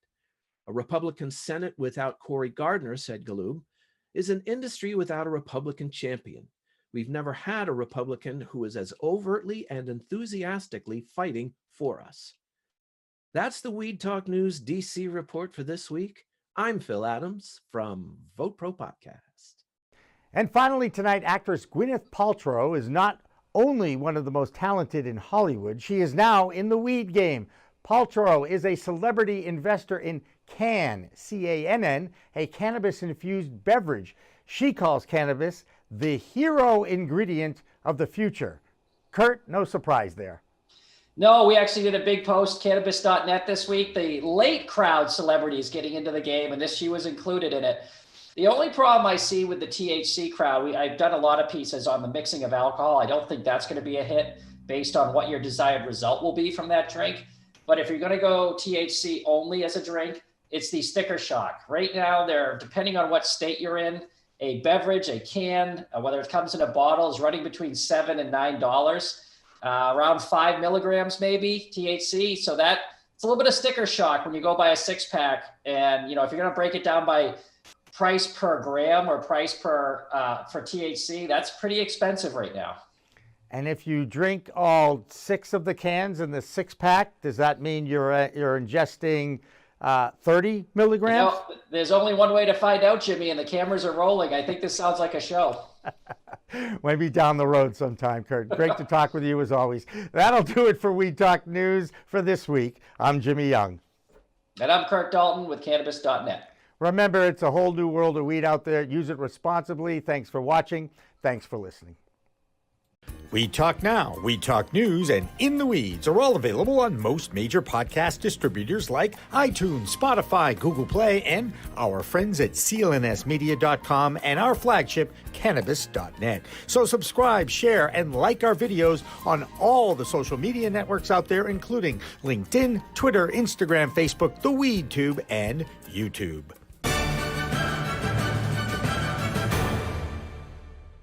Weed Talk and In the Weeds are 2 productions of Pro Cannabis Media supported by Revolutionary Clinics, one of the top medical cannabis dispensaries in the Massachusetts area, now with 3 locations in Greater Boston, 2 in Cambridge and 1 on Broadway in Somerville. Rev Clinics has a patient-first mission. They will customize your needs as a medical patient with the proper titration and combination of strains, flavors, and products. Rev Clinics, where the patient comes first. We are Pro Cannabis Media.